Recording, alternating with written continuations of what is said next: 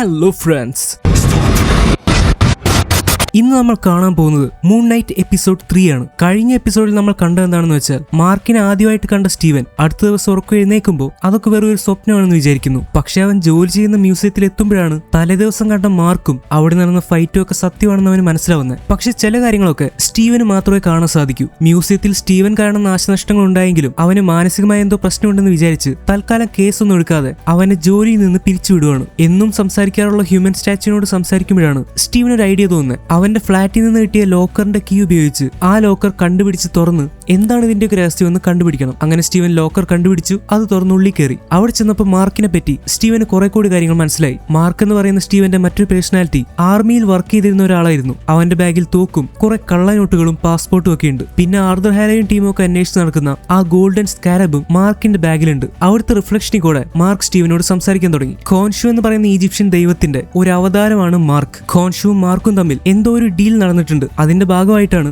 ഖോൻഷു പറയുന്നതനുസരിച്ച് തെറ്റ് ചെയ്യുന്നവരെ ശിക്ഷിക്കുന്ന ജോലി മാർക്ക് ചെയ്യുന്നത്. അവൻ ഖോൻഷുവിന്റെ അവതാരമായിട്ട് രൂപം എടുക്കുമ്പോൾ അവനൊരു പ്രത്യേകതരം സ്യൂട്ടും അതിന്റെ കൂടെ ആയുധങ്ങളും മറ്റ് സൂപ്പർ പവറുകളും കിട്ടും. മൂൺ നൈറ്റ് എന്നാണ് അവനെ വിളിക്കുന്നത്. പക്ഷേ ഈ കരാറിന്റെയോ ഖോൻഷുവിന്റെയോ മറ്റു കാര്യങ്ങളോ ഒന്നും സ്റ്റീവൻ അറിയില്ല. സ്റ്റീവൻ ഈ വിവരങ്ങളൊക്കെ പോലീസിനോട് പറയാൻ തീരുമാനിക്കുവാണ്. അങ്ങനെ പോകുന്ന സ്റ്റീവന്റെ മുന്നിലേക്ക് ഖോൻഷു തന്നെ പ്രത്യക്ഷപ്പെടുവാണ്. അവിടുന്ന് പേടിച്ചോടുന്ന സ്റ്റീവൻ ചെന്ന് വീഴുന്നത് ലൈലയുടെ വണ്ടിയുടെ മുന്നിലേക്കും. ലൈല കാര്യങ്ങൾ പറയുമ്പോഴാണ് സ്റ്റീവന് മനസ്സിലാവുന്നത് മാർക്കിന്റെ വൈഫാണ് ലൈല. അവർ തമ്മിൽ നല്ല ഇഷ്ടത്തിലായിരുന്നു. പക്ഷെ കുറച്ചു നാളായിട്ട് മാർക്കും ലൈലയും തമ്മിൽ അത്ര കോണ്ടാക്ട് ഇല്ല. അവർ രണ്ടുപേരും കൂടി സ്റ്റീവന്റെ ഫ്ളാറ്റിൽ പോയി. മുന്നിൽ നിൽക്കുന്നത് തന്റെ ഭർത്താവായിട്ടുള്ള മാർക്കാണെന്ന് വിചാരിച്ചിട്ടാണ് ലൈല സംസാരിക്കുന്നത്. സ്റ്റീവന്റെ കയ്യിലിരിക്കുന്ന ബാഗിൽ ഗോൾഡൻ സ്കാരബ് അവൾ കണ്ടുപിടിക്കുകയാണ്. ഇത് ഒറ്റയ്ക്ക് തട്ടിയെടുക്കാൻ വേണ്ടിയിട്ടായിരിക്കും മാർക്ക് തന്നെ അവോയ്ഡ് ചെയ്തതെന്ന് ലൈല വിചാരിക്കുന്നു. പക്ഷെ അപ്പോഴേക്കും സ്റ്റീവൻ കാര്യങ്ങളൊക്കെ ലൈലയോട് തുറന്നു പറയുവാണ്. പക്ഷെ സ്റ്റീവൻ ഇങ്ങനെ ലൈലയെ പരിചയപ്പെടുന്നതിനോടും അവളോട് എല്ലാ കാര്യങ്ങളും തുറന്നു പറയുന്നതിനോടും മാർക്കിന് യോജിപ്പില്ല. കാരണം ഇങ്ങനെയൊക്കെ പറഞ്ഞാൽ ഇതറിയുന്ന ലൈലയും അപകടത്തിൽ പെട്ടേക്കും. രണ്ടുപേർ പോലീസാണെന്ന് പറഞ്ഞുവന്ന് സ്റ്റീവൻ അറസ്റ്റ് ചെയ്ത് കൊണ്ടുപോവാണ്. ലൈല ഒളിച്ചു നിന്ന് രക്ഷപ്പെട്ടു. സ്കാരബ് അവളുടെ കയ്യിലുണ്ടായിരുന്നു.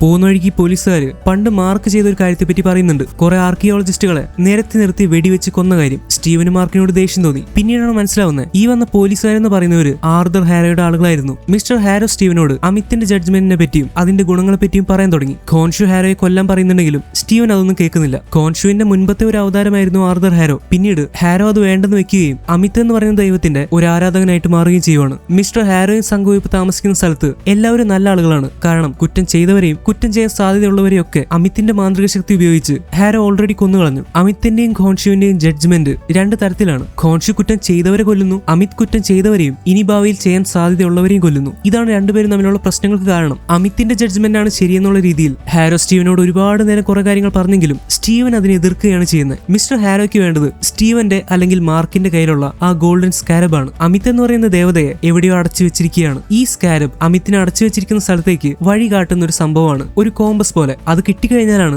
ഹാരോയ്ക്ക് അമിത്തിന്റെ അടുത്തേക്ക് ചെല്ലാനും ആ ദേവതയെ മോചിപ്പിക്കാനും പറ്റൂ. അങ്ങനെയാണെങ്കിൽ അമിത്തിന് വളരെ കുറച്ചു നേരം കൊണ്ട് തന്നെ ഭൂമിയിലെ എല്ലാവരെയും ജഡ്ജ് ചെയ്യാൻ പറ്റും. സ്റ്റീവന്റെ കയ്യിൽ സ്കാരബ് ഇല്ല എന്ന് പറയുമ്പോൾ പതുക്കെ ഹാരോയുടെയും അയാളുടെ ആളുകളുടെയും ഭാവം മാറാൻ തുടങ്ങി. ഈ സമയത്ത് ഇവരെ ഫോളോ ചെയ്ത് ലൈലയും അങ്ങോട്ട് എത്തുന്നുണ്ട്. അവളുടെ കയ്യിൽ സ്കാരബ് ഉണ്ടായിരുന്നു. ലൈലയ്ക്ക് പരിചയമുള്ള മാർക്ക് മൂൺ നൈറ്റ് ആയിട്ട് എല്ലാവരും അടിച്ചു തെറിപ്പിക്കാറുണ്ട്. പക്ഷെ ഇത് സ്റ്റീവനാന്ന് ലൈലയ്ക്ക് ശരിക്കും അങ്ങോട്ട് അറിയില്ലായിരുന്നു. സ്യൂട്ട് പുറത്തെടുക്കാൻ പറ്റാത്തതുകൊണ്ട് അവരോടി രക്ഷപ്പെടാൻ ശ്രമിക്കുവാണ്. ഈ സമയത്ത് മിസ്റ്റർ ഹാരോ അമിത്തിന്റെ ശക്തിയുള്ള മാന്ത്രികോടി ഉപയോഗിച്ച് ഒരു പേപ്പട്ടിയെ വരുത്തി അവരെ ആക്രമിക്കാൻ വേണ്ടി വിടുവാണ്. ലൈല എത്ര പറഞ്ഞിട്ടും സ്റ്റീവൻ ആ സ്യൂട്ടൊന്നും പുറത്തെടുക്കാൻ പറ്റുന്നില്ല. മാർക്ക് ബോഡി വിട്ടുതരാൻ പറയുമ്പോഴും സ്റ്റീവൻ അതും സമ്മതിക്കുന്നില്ല. അങ്ങനെ പേപ്പട്ടി ഉള്ളി കയറി കെട്ടിടത്തിന്റെ മുകളിൽ നിന്ന് താഴേക്ക് വീഴുന്ന സ്റ്റീവൻ അവന്റെ സ്വയരക്ഷയ്ക്ക് വേണ്ടി അവൻ പോലും അറിയാതെ ഒരു സ്യൂട്ട് പുറത്തേക്ക് വരുത്തുവാണ്. ഇതാണ് മിസ്റ്റർ നൈറ്റ് സ്യൂട്ട്. സ്റ്റീവന്റെ പേഴ്സണാലിറ്റിക്ക് അനുസരിച്ചുള്ള ഒരു സ്യൂട്ടാണ് അവന് കിട്ടുന്നത്. ലൈലയും സ്റ്റീവനും കൂടി പേപ്പട്ടിയുമായിട്ട് ഫൈറ്റ് ചെയ്യുന്നു. അതിന് ഒരു ഇടിയൊക്കെ ഇടിക്കാൻ സ്റ്റീവന് പറ്റുന്നുണ്ടെങ്കിലും അവന് ജയിക്കാൻ പറ്റുന്നില്ല. ഈ സമയത്ത് സ്റ്റീവൻ മാർക്കിനോട് ബോഡിയുടെ കൺട്രോൾ ഏറ്റെടുത്തോളം പറയുന്നു. അപ്പോഴാണ് മൂൺ നൈറ്റ് പുറത്തേക്ക് വരുന്നത്. മൂൺ നൈറ്റ് പേപ്പട്ടിയെ തന്റെ പിന്നാലെ ഓടിപ്പിച്ച് ഒരു കുന്തത്തിൽ കൊണ്ട് കുത്തി നിർത്തി തന്റെ മൂൺ ബ്ലേഡ് ഉപയോഗിച്ച് കൊന്നുകളയുവാണ്. സ്റ്റീവൻ ബോഡി തിരിച്ചു തരാൻ പറയുമ്പോൾ മാർക്ക് തൽക്കാലം അത് പറ്റില്ലെന്ന് പറയുവാണ്. തനിക്ക് ചെയ്യാനുള്ള കാര്യങ്ങൾ ചെയ്ത് കഴിഞ്ഞിട്ട് ബോഡി തരാമെന്നും മാർക്ക് സ്റ്റീവനോട് പറയുന്നുണ്ട്. ബോഡി കിട്ടാത്തതിൽ സ്റ്റീവൻ ഭയങ്കര വിഷമത്തിലാണ്. ഈ സമയത്ത് മിസ്റ്റർ ഹാരോയ്ക്ക് ആ ഗോൾഡൻ സ്കാരബ് കിട്ടുന്നുണ്ട്. മാർക്കിന് കൊടുത്തിട്ടുള്ള ജോലിയിൽ നിന്ന് മനസ്സ് മാറരുതെന്നും ഇടയ്ക്കിടയ്ക്ക് സ്റ്റീവൻ കയറി ഇങ്ങനെ ശല്യപ്പെടുത്താൻ പാടില്ലെന്നും ഖോൻഷു മാർക്കിനോട് പറയുന്നു. അടുത്തതായിട്ട് അവർ പോകുന്നത് ഈജിപ്തിലേക്കാണ്. ഇവിടെ നിന്ന് കഥ കൂടുതൽ ഇൻട്രസ്റ്റിംഗ് ആവുന്നു. അപ്പോൾ സമയം കളയാതെ നമുക്ക് വീഡിയോയിലേക്ക് കിടക്കാം. എന്റെ പേര് അമിത്. നിങ്ങൾ കണ്ടുകൊണ്ടിരിക്കുന്നത് മൂവി എക്സ്പ്ലെയിനർ.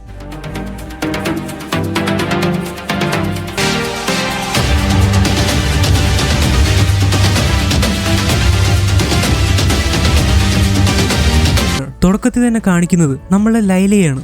ഖോൻഷുവിന്റെ കൂടെ മാർക്ക് ഈജിപ്തിലേക്ക് പോയി. ലൈലയോട് പറയാതെയാണ് മാർക്ക് അങ്ങോട്ട് പോയത്. പക്ഷെ അവൻ എവിടെയാന്ന് കണ്ടുപിടിക്കാനൊക്കെ ലൈലയ്ക്ക് നന്നായിട്ട് അറിയാം. അതുകൊണ്ട് ഇപ്പൊ അവളും ഈജിപ്തിലേക്ക് പോകാൻ തയ്യാറാവുകയാണ്. അതിനുവേണ്ടി അവൾക്കൊരു ഫേക്ക് പാസ്പോർട്ട് വേണം. അതുണ്ടാക്കാൻ വേണ്ടി അവൾ ഒരു ഫാമിലി ഫ്രണ്ടിന്റെ അടുത്തേക്ക് വന്നിരിക്കുവാണ്. ഈ ഇരിക്കുന്ന ലേഡിക്ക് ഫേക്ക് പാസ്പോർട്ട് ഉണ്ടാക്കാനൊക്കെ നന്നായിട്ട് അറിയാം. മാത്രമല്ല ലൈലയുടെയും അവളുടെ അച്ഛന്റെ ഒക്കെ കൂടെ കുറെ നാൾ നല്ലൊരു ഫ്രണ്ട് ആയിരുന്നു ഈ ഇരിക്കുന്ന ലേഡി. ഇപ്പോഴാണ് നമുക്ക് മനസ്സിലാവുന്നത് ലൈലയുടെ ഫുൾ പേര് ലൈല അബ്ദുള്ള എൽ ഫോളി എന്നാണ്. അപ്പോൾ ലൈലയുടെ അച്ഛന്റെ പേര് അബ്ദുള്ള എൽ ഫോളി. അച്ഛൻ മരിച്ചിട്ട് 10 വർഷമായി. ഇവരൊക്കെ ഈജിപ്തിൽ തന്നെയായിരുന്നു. പക്ഷെ അച്ഛൻ മരിച്ചു കഴിഞ്ഞതോടെ ലൈല ഇപ്പൊ 10 വർഷമായിട്ട് ഈജിപ്തിലേക്ക് പോയിട്ടേ ഇല്ല. ഇപ്പൊ വീണ്ടും മാർക്കിനെ അന്വേഷിക്കാൻ വേണ്ടി അങ്ങോട്ട് പോകാനിരിക്കുവാണ്. ലൈലയുടെ ഏറ്റവും വലിയ പേടി എന്ന് പറഞ്ഞാൽ മാർക്കിന് എന്തെങ്കിലും പറ്റുമെന്നാണ്. ആർദർ ഹാരോയെയും അയാളുടെ ആളുകളെയും കണ്ടുപിടിക്കാനും തടയാനും വേണ്ടിയിട്ടാണ് മാർക്ക് ഈജിപ്തിലേക്ക് പോയിരിക്കുന്നത്. ഇപ്പൊ ഗോൾഡൻ സ്കാരബ് ആണെങ്കിൽ മിസ്റ്റർ ഹാരോയുടെ കയ്യിലുമാണ്. ലൈലയും അച്ഛനൊക്കെ ഈജിപ്തിലായിരുന്നതുകൊണ്ട് തന്നെ അവിടുത്തെ സ്ഥലങ്ങളും കൂടുതൽ കാര്യങ്ങളും മാർക്കിനേക്കാൾ നന്നായിട്ട് ലൈലയ്ക്ക് അറിയാം. അതുകൊണ്ട് ഇപ്പൊ മാർക്കിനെ ഹെൽപ്പ് ചെയ്യാൻ അവൾ അങ്ങോട്ട് ചെന്നേ പറ്റുമെന്ന് ലൈല തീരുമാനിക്കുവാണ്. ഇപ്പൊ ഈ ലേഡിയും ലൈലയും സംസാരിക്കുമ്പോൾ നമുക്ക് വീണ്ടും കുറച്ച് കാര്യങ്ങൾ മനസ്സിലാവുന്നുണ്ട്. ലൈലയുടെ അച്ഛനായിട്ടുള്ള അബ്ദുള്ള എൽ ഫോളി ഒരു ആർക്കിയോളജിസ്റ്റ് ആയിരുന്നു, ഒരു പുരാവസ്തു ഗവേഷകൻ.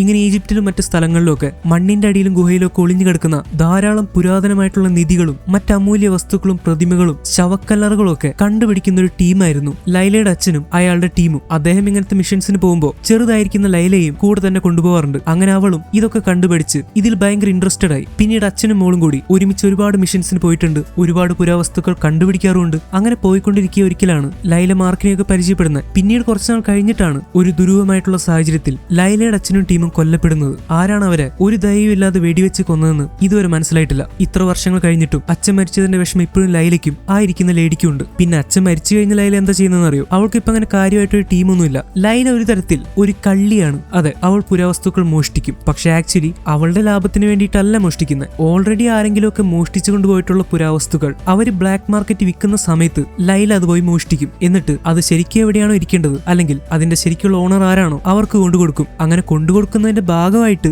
അവൾക്ക് കുറച്ച് കമ്മീഷൻ കിട്ടാറുണ്ട്. ഇങ്ങനെയൊക്കെയാണ് ലൈല ജീവിക്കുന്നത്. അതുകൊണ്ട് അവളൊരു നല്ല കാര്യത്തിന് വേണ്ടി മോഷ്ടിക്കുന്നവളാണ്. എന്തായാലും നീ പോകാൻ പോകുന്നത് ഒരു ഡേഞ്ചറസ് ആയിട്ടുള്ള സ്ഥലത്തേക്കാണെന്നും സ്വയം സൂക്ഷിക്കണമെന്നും പറഞ്ഞിട്ട് ആ ലേഡി ലൈലയെ യാത്രയാക്കുന്നു. അങ്ങനെ ലൈല ഈജിപ്തിലേക്ക് യാത്ര തിരിച്ചു. തൊട്ടടുത്ത സീനി കാണിക്കുന്നത് നമ്മുടെ ആർദർ ഹാരോയെയും അയാളുടെ ടീമിനെയുമാണ്. അദ്ദേഹത്തിന്റെ കയ്യിൽ ഗോൾഡൻ സ്കാരബ് ഇരിക്കുന്നുണ്ട്. അത് പതുക്കെ പറന്നുയർന്ന് അമിത്തിന്റെ കല്ലറയിലേക്ക് ദിശ കാണിക്കാൻ തുടങ്ങി. അങ്ങനെ അത് കാണിച്ച ദിശയിൽ ഹാരോയും അയാളുടെ ടീമും കൂടി പതുക്കെ നടക്കാൻ തുടങ്ങി. അവിടെ ചെന്നിട്ട് അമിത്തിനെ മോചിപ്പിച്ച് കഴിഞ്ഞാൽ കാര്യങ്ങളൊക്കെ പ്രശ്നത്തിലാവും. പിന്നെ ഒരു കാര്യം ശ്രദ്ധിക്കണം, ഈ സ്കാരബ് നേരെ തിരിഞ്ഞല്ല ഇരിക്കുന്നത്, അത് നേരെ അടിയിലേക്കാണ് ദിശ കാണിക്കുന്നത്. ചിലപ്പോൾ അത് മണ്ണിന്റെ അടിയിലായിരിക്കും. അതൊക്കെ നമുക്ക് വഴിയെ മനസ്സിലാവും. എന്തായാലും കുറെ നാളായിട്ട് അമിത്തിനെ തേടി നടക്കുന്ന എല്ലാവർക്കും ഭയങ്കര സന്തോഷമായി. അവസാനം അവരുടെ ദേവത പുറത്തിറങ്ങാൻ പോവുകയാണ്. അപ്പോഴാണ് അപ്രതീക്ഷിതമായിട്ടൊരു കാര്യം വന്ന് ടീമിൽ ഒരാൾ പറയുന്നത് മാർക്ക് ഇവിടെ എത്തിയിട്ടുണ്ട്, ഈജിപ്തിലെ ഈ കൈറോയിലേക്ക്. മാർക്ക് ഇപ്പോഴും ഇവരുടെ പിന്നാലെ തന്നെയുണ്ട്. പക്ഷെ ഇത് കേട്ടിട്ടും ആർദർ ഹാരോ കുലുങ്ങുന്നില്ല. അയാൾ അയാളുടെ ലക്ഷ്യത്തിന്റെ അടുത്ത് എത്തിക്കഴിഞ്ഞു. അടുത്തതായിട്ട് കാണിക്കുന്നത് നമ്മളുടെ ഹീറോ മാർക്ക് സ്പെക്ടറിനെയാണ്.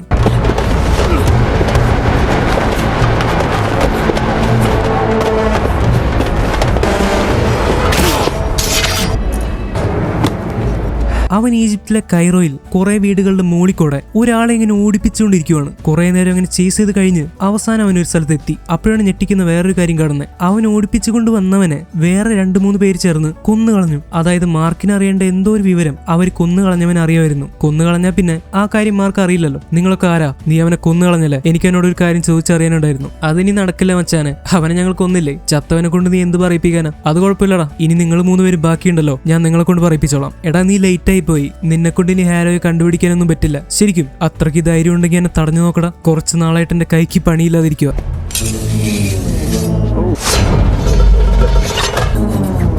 നിന്ന് ഡാൻസ് കളിക്കാതെ ധൈര്യം ഉണ്ടെങ്കിൽ നേരെ വാടാ. ഇപ്പോഴാണ് നമ്മൾ ആദ്യമായിട്ട് മാർക്ക് സ്പെക്ടറിന്റെ ശരിക്കുള്ള ഫൈറ്റിംഗ് സ്കിൽസ് കാണുന്നത്. ചുറ്റി നിൽക്കുന്ന 3 എണ്ണത്തിനെ അടിച്ച് ചുരുട്ടുന്നുണ്ട്.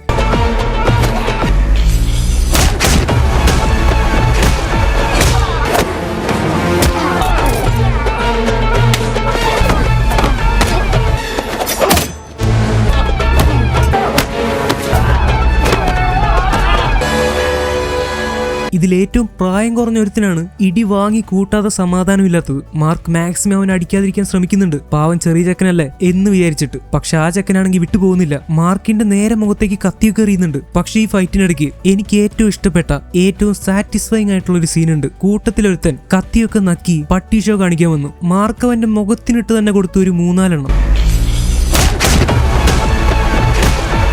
അതോടെ അവന് സമാധാനമായി. അങ്ങനെ 3 എണ്ണത്തിനും അടിച്ച് സൈഡാക്കി കഴിഞ്ഞ് കൂട്ടത്തിലെ താടിക്കാരന്റെ കഴുത്തിൽ മാർക്ക് കത്തിവെക്കുവാണ്. ഇപ്പൊ അവനെ കൊല്ലുമെന്നുള്ള അവസ്ഥയായി. ആക്ച്വലി മാർക്കിന് ആൾക്കാരെ കൊല്ലാനൊക്കെ നല്ല സൂപ്പറായിട്ട് അറിയാം, പക്ഷെ അവന് കൊല്ലുന്നത് അത്ര ഇഷ്ടമല്ല. അവൻ എപ്പോഴും ഒരു കുറ്റബോധം തോന്നാറുണ്ട്. ഇപ്പൊ മാർക്കിന് കൺഫ്യൂഷനായി, കൊല്ലണോ വേണ്ടയോ. പെട്ടെന്ന് ആ സമയത്ത് ആ കത്തിയുടെ റിഫ്ലക്ഷനിൽ കൂടെ സ്റ്റീവൻ മാർക്കിനോട് സംസാരിക്കുവാണ്. അങ്ങനെ ചെയ്യില്ല മാർക്ക്, നീ അവനെ കൊല്ലരുത്, കൊല്ലുന്നത് തെറ്റാണ് മാർക്ക്, അവനെ വിട്ടേക്ക് പ്ലീസ്, എനിക്ക് വേണ്ടിയെങ്കിലും അവനെ കൊല്ലാതിരിക്കും. ഈ സമയത്ത് പെട്ടെന്ന് മാർക്ക് അങ്ങോട്ട് ബ്ലാക്ക് ഔട്ട് ആവുകയാണ്. ഇത്രയും നാള് നമ്മൾ സ്റ്റീവൻ ബ്ലാക്ക് ഔട്ട് ആവുന്നേ കണ്ടിട്ടുള്ളൂ, പക്ഷെ ഇപ്പൊ മാർക്ക് ബ്ലാക്ക് ഔട്ട് ആവുകയാണ്. അതിന്റെ അർത്ഥം എന്താ? ബോഡിയുടെ കൺട്രോൾ ഇപ്പൊ സ്റ്റീവന് കിട്ടിയിട്ടുണ്ടാവും. പിന്നെ മാർക്ക് കണ്ണു തുറക്കുമ്പോൾ അവനൊരു ടാക്സിയിൽ ഇരുന്ന് പോയിക്കൊണ്ടിരിക്കുകയാണ്. ഇതേതാണ് സ്ഥലമെന്നൊന്നും മാർക്കിന് മനസ്സിലായില്ല.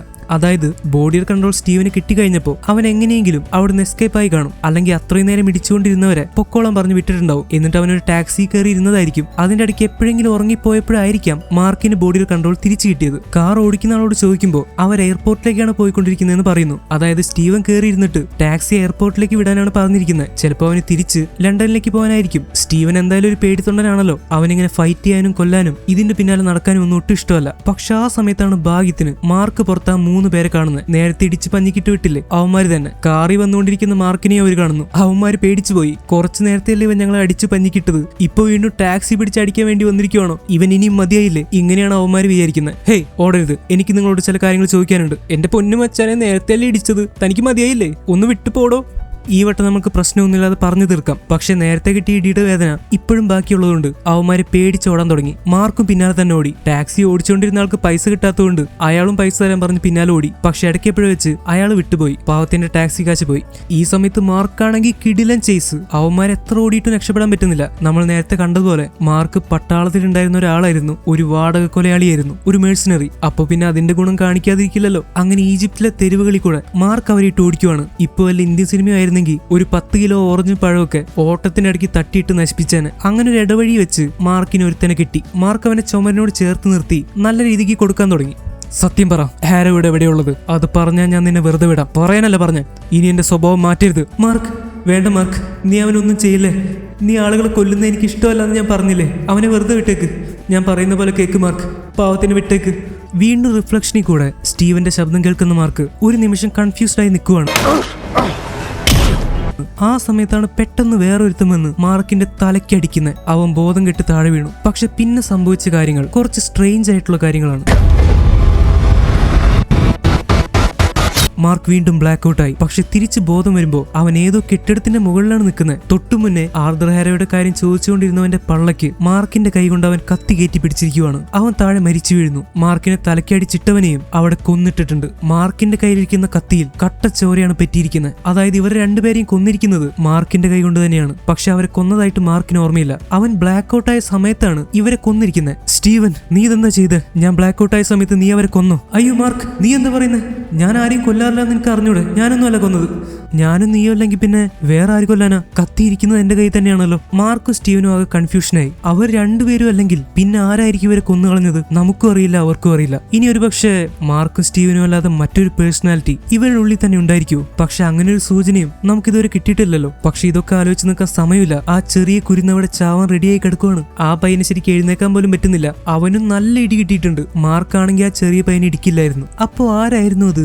ആരെങ്കിലും ആവട്ടെ. ഹേയ്, നിനക്കിനി രക്ഷപ്പെടാൻ പറ്റില്ല, വേറെ വഴിയൊന്നുമില്ല. ആർദർ ഹാരോയും ടീം എവിടേക്ക് പോയിരിക്കുന്നത്? അമിത്തിന്റെ കലർ എവിടെയാ? എനിക്കത് മാത്രം അറിഞ്ഞാൽ മതി. എന്നെ കൊന്നാലും ഞാൻ പറയില്ല, ഒരിക്കലും ഞാൻ പറയില്ല. പെട്ടെന്നാണ് ഖോൻഷുവിന്റെ ശബ്ദം കേൾക്കുന്നത്. ഖോൻഷുവിന്റെ കയ്യിൽ ഒരു നല്ല ഐഡിയ ഉണ്ട്. മാർക്ക്, നീ അവൻ ഏറ്റവും അറ്റത്തേക്ക് കൊണ്ടുപോയി പിടിക്ക്. താഴേക്ക് വീഴുമെന്ന് പേടിച്ച് അവൻ സത്യം പറഞ്ഞോളും. ഇല്ല ഖോൻഷു, ഇവൻ വേറൊരു കുട്ടിയാണ്. അങ്ങനെ ചെയ്യുന്നത് കൂടിപ്പോവും. കുട്ടികൾ എന്തിനിങ്ങനത്തെ പണിക്ക് ഇറങ്ങണം മാർക്ക്? അവൻ പേടിച്ച് സത്യം പറഞ്ഞോളും. നീ ഞാൻ പറഞ്ഞതുപോലെ ചെയ്യേ. അങ്ങനെ മാർക്ക് മനസ്സില്ല മനസ്സോടെ ആ പയ്യന്റെ കഴുത്തി കിടക്കുന്ന തുണി പിടിച്ച് അവനെ ഏറ്റവും അറ്റത്തേക്ക് കൊണ്ടുവന്ന് ഇങ്ങനെ തൂക്കി പിടിക്കുവാണ്. പയ്യൻ നന്നായിട്ട് പേടിക്കുന്നുണ്ട്. സത്യം പറഞ്ഞാൽ നിനക്ക് ജീവനോടെ പോവാം. ഹാരോ ആൾക്കാരെവിടെ? അവരിപ്പോ എവിടെയുള്ളത്? അമിത്തിന് വേണ്ടി എന്റെ ജീവൻ കളയാനും എനിക്ക് മടിയില്ല. അമിത് വിജയിക്കട്ടെ, തിരിച്ചു വരട്ടെ. മാർക്കിന് എന്തെങ്കിലും ചെയ്യാൻ പറ്റുന്നതിന് മുന്നേ തന്നെ ആ പയ്യൻ സ്വയം ആ തുണി മുറിച്ച് താഴേക്ക് വീണ് മരിക്കുവാണ്. അതായത് മിസ്റ്റർ ഹാരോയോടും അമിത്തിനോടും ഒക്കെ അത്രയ്ക്ക് ആരാധനയും വിശ്വാസമുള്ളവരാണ് ഇവരെല്ലാവരും. അതുകൊണ്ട് അമിത് എവിടെയാണെന്ന് കാണിച്ചു കൊടുക്കാൻ ആ പയ്യന് വയ്യായിരുന്നു. അതൊരു തെറ്റായി പോകുന്നവനറിയാം. എന്തായാലും ഇത് മാർക്കിനൊരു ഷോക്കായി. ഖോൻഷു പറഞ്ഞതുപോലെ കേട്ടിട്ട് ഒരു ചെറിയ പയ്യനാണ് ഇപ്പൊ മരിച്ചിരിക്കുന്നത്. അയ്യോ, പയ്യൻ പേടിച്ച് സത്യം പറയുമെന്നാ ഞാൻ വിചാരിച്ചത്. ഇനിയിപ്പോ പറഞ്ഞിട്ട് കാര്യമില്ല, പോവാനുള്ളത് പോയി. നിന്റെ പ്രശ്നം എന്താ സ്റ്റീവൻ? എന്തിനാ നീ അവരെ കൊന്നത്? ആ അടിപൊളി, ഇനി എന്നെ കുറ്റം പറയും. എടോ മാർക്കെ, താനല്ലേ ആൾക്കാരെ പോയി കൊല്ലാറ്, ഞാനല്ലല്ലോ. ഇവരെയൊന്നും കൊന്നത് ഞാനല്ല. പിന്നെ ഞാനാണ് കൊന്നത്. നീ പച്ചവെള്ളം ചവച്ചു കുടിക്കുന്ന പഞ്ചപാവൊന്നും അല്ലല്ലോ. ഇത്രയും നാൾ എല്ലാവരും കൊന്നുകളിയത് നീ തന്നെയല്ലേ. ഇപ്പൊ ഒരു 3 പേരെ കൂടി കൊന്നിട്ട് കുറ്റം എന്റെ തലയ്ക്ക് വെക്കുന്നു. മാർക്ക്, നീ എന്താ ചെയ്യേണ്ടതെന്ന് ഞാൻ പറയാം. ഈ നിൽക്കുന്ന അസ്ഥി കൂടെ തലയുള്ള കഴുകനില്ലേ, ഇത് കഴുകനാണോ കൊക്കാണെന്നൊന്നും എനിക്ക് അറിയില്ല. ആ സാധനം പറയുന്നത് നീ കേക്കല്ലേ. അതിന് നിന്റെ തലയിൽ നിന്ന് ഒഴിപ്പിക്കുക. അതോടെ എല്ലാ പ്രശ്നവും തീരും. സ്റ്റീവൻ, ഞാൻ അവസാനമായിട്ട് പറയുക, ഇനി ഞാൻ കാര്യങ്ങൾ ചെയ്യുന്നതിന്റെ ഇടയ്ക്ക് എന്റെ വഴിക്ക് കയറി വരരുത്. അതെനിക്കിഷ്ടമല്ല. ഇങ്ങനെ തർക്കിച്ചിരുന്നിട്ട് കാര്യമില്ല.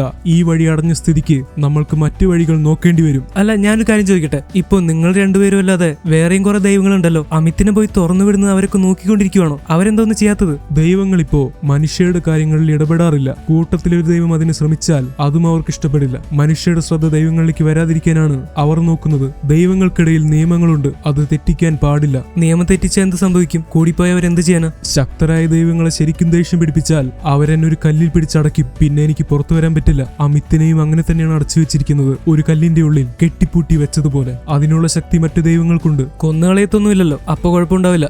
ഓഹോ, ഞാൻ തരുന്ന ശക്തികളും ഇല്ലാതെ നീ ഹാരോയുടെ മുന്നിൽ എങ്ങനെ പിടിച്ചു നിൽക്കും? അതും കൂടി ഒന്ന് കേൾക്കട്ടെ. ഞാൻ പോയാൽ ഉടനെ നിന്റെ ശക്തികളും പോവും. പിന്നെന്ത് ചെയ്യാനാ? വേറെ ഐഡിയ ഒന്നും ഇല്ലല്ലോ. ദൈവങ്ങൾ ശ്രദ്ധിക്കുന്നില്ലെങ്കിൽ അവരെ കൊണ്ട് ശ്രദ്ധിപ്പിക്കണം. അവരുടെ ശ്രദ്ധ പിടിച്ചു പറ്റാൻ എന്നെ കൊണ്ട് ചിലത് ചെയ്യാൻ പറ്റും. ഖോൻഷു എന്താ പറയുന്നതെന്ന് മാർക്കിന് മനസ്സിലായില്ല. അപ്പോഴേക്കും ഖോൻഷു അവിടുന്ന് അപ്രത്യക്ഷനായി. പിന്നെയാണ് അത് സംഭവിക്കുന്നത്. നമ്മൾക്കറിയുന്നത് പോലെ ഖോൻഷു ചന്ദ്രന്റെ ദേവനാണ്, ദ ഗോഡ് ഓഫ് മൂൺ. കുറച്ചുകൂടി വ്യക്തമായി പറഞ്ഞ ചന്ദ്രന്റെയും നക്ഷത്രങ്ങളുടെയും രാത്രിയിൽ ആകാശത്തിന്റെയും ദൈവമാണ് ഖോൻഷു. അപ്പൊ അതിനെയൊക്കെ സ്വാധീനിക്കാനുള്ള ഒരു കഴിവ് ഖോൻഷുവിനുണ്ട്. അവൻ എന്താ ചെയ്യുന്നതെന്ന് വെച്ചാൽ പെട്ടെന്ന് അവിടുന്ന് മാഞ്ഞു പോയിട്ട് ഒരു സൂര്യഗ്രഹണം ഉണ്ടാക്കുവാണ്, അല്ലെങ്കിൽ സോളാർ എക്ലിപ്സ്. ഈ സമയത്ത് സൂര്യൻ ഇങ്ങനെ കത്തി ജ്വലിച്ച് നിൽക്കുവാണ്. ആ സമയത്താണ് ഖോൻഷു പോയി സൂര്യഗ്രഹണം ഉണ്ടാക്കുന്നത്. നിങ്ങൾക്കറിയില്ലെങ്കിൽ പറയാം. ഒരു പ്രത്യേക ദിവസം സൂര്യന്റെയും ഭൂമിയുടെയും നടുക്കായിട്ട് ചന്ദ്രൻ വരുമ്പോഴാണ് ഈ പറയുന്ന സൂര്യഗ്രഹണം ഉണ്ടാവുന്നത്. അങ്ങനെ നടുക്ക് ചന്ദ്രൻ വന്നു കഴിഞ്ഞാൽ സൂര്യന്റെ പ്രകാശം ചന്ദ്രൻ തടയും. ചന്ദ്രന്റെ നിഴലാണ് പിന്നെ ഭൂമിയിലേക്ക് വരിക. ഈ സമയത്ത് നമ്മൾക്ക് സൂര്യനെ കംപ്ലീറ്റ് ആയിട്ട് കാണാൻ പറ്റില്ല. ഇതിനെയാണ് സൂര്യഗ്രഹണം എന്ന് പറയുന്നത്. പക്ഷെ ഇത് അങ്ങനെ ഇങ്ങനെ ഒരു ദിവസം സംഭവിക്കില്ലല്ലോ. കറക്റ്റ് ചന്ദ്രൻ കറങ്ങി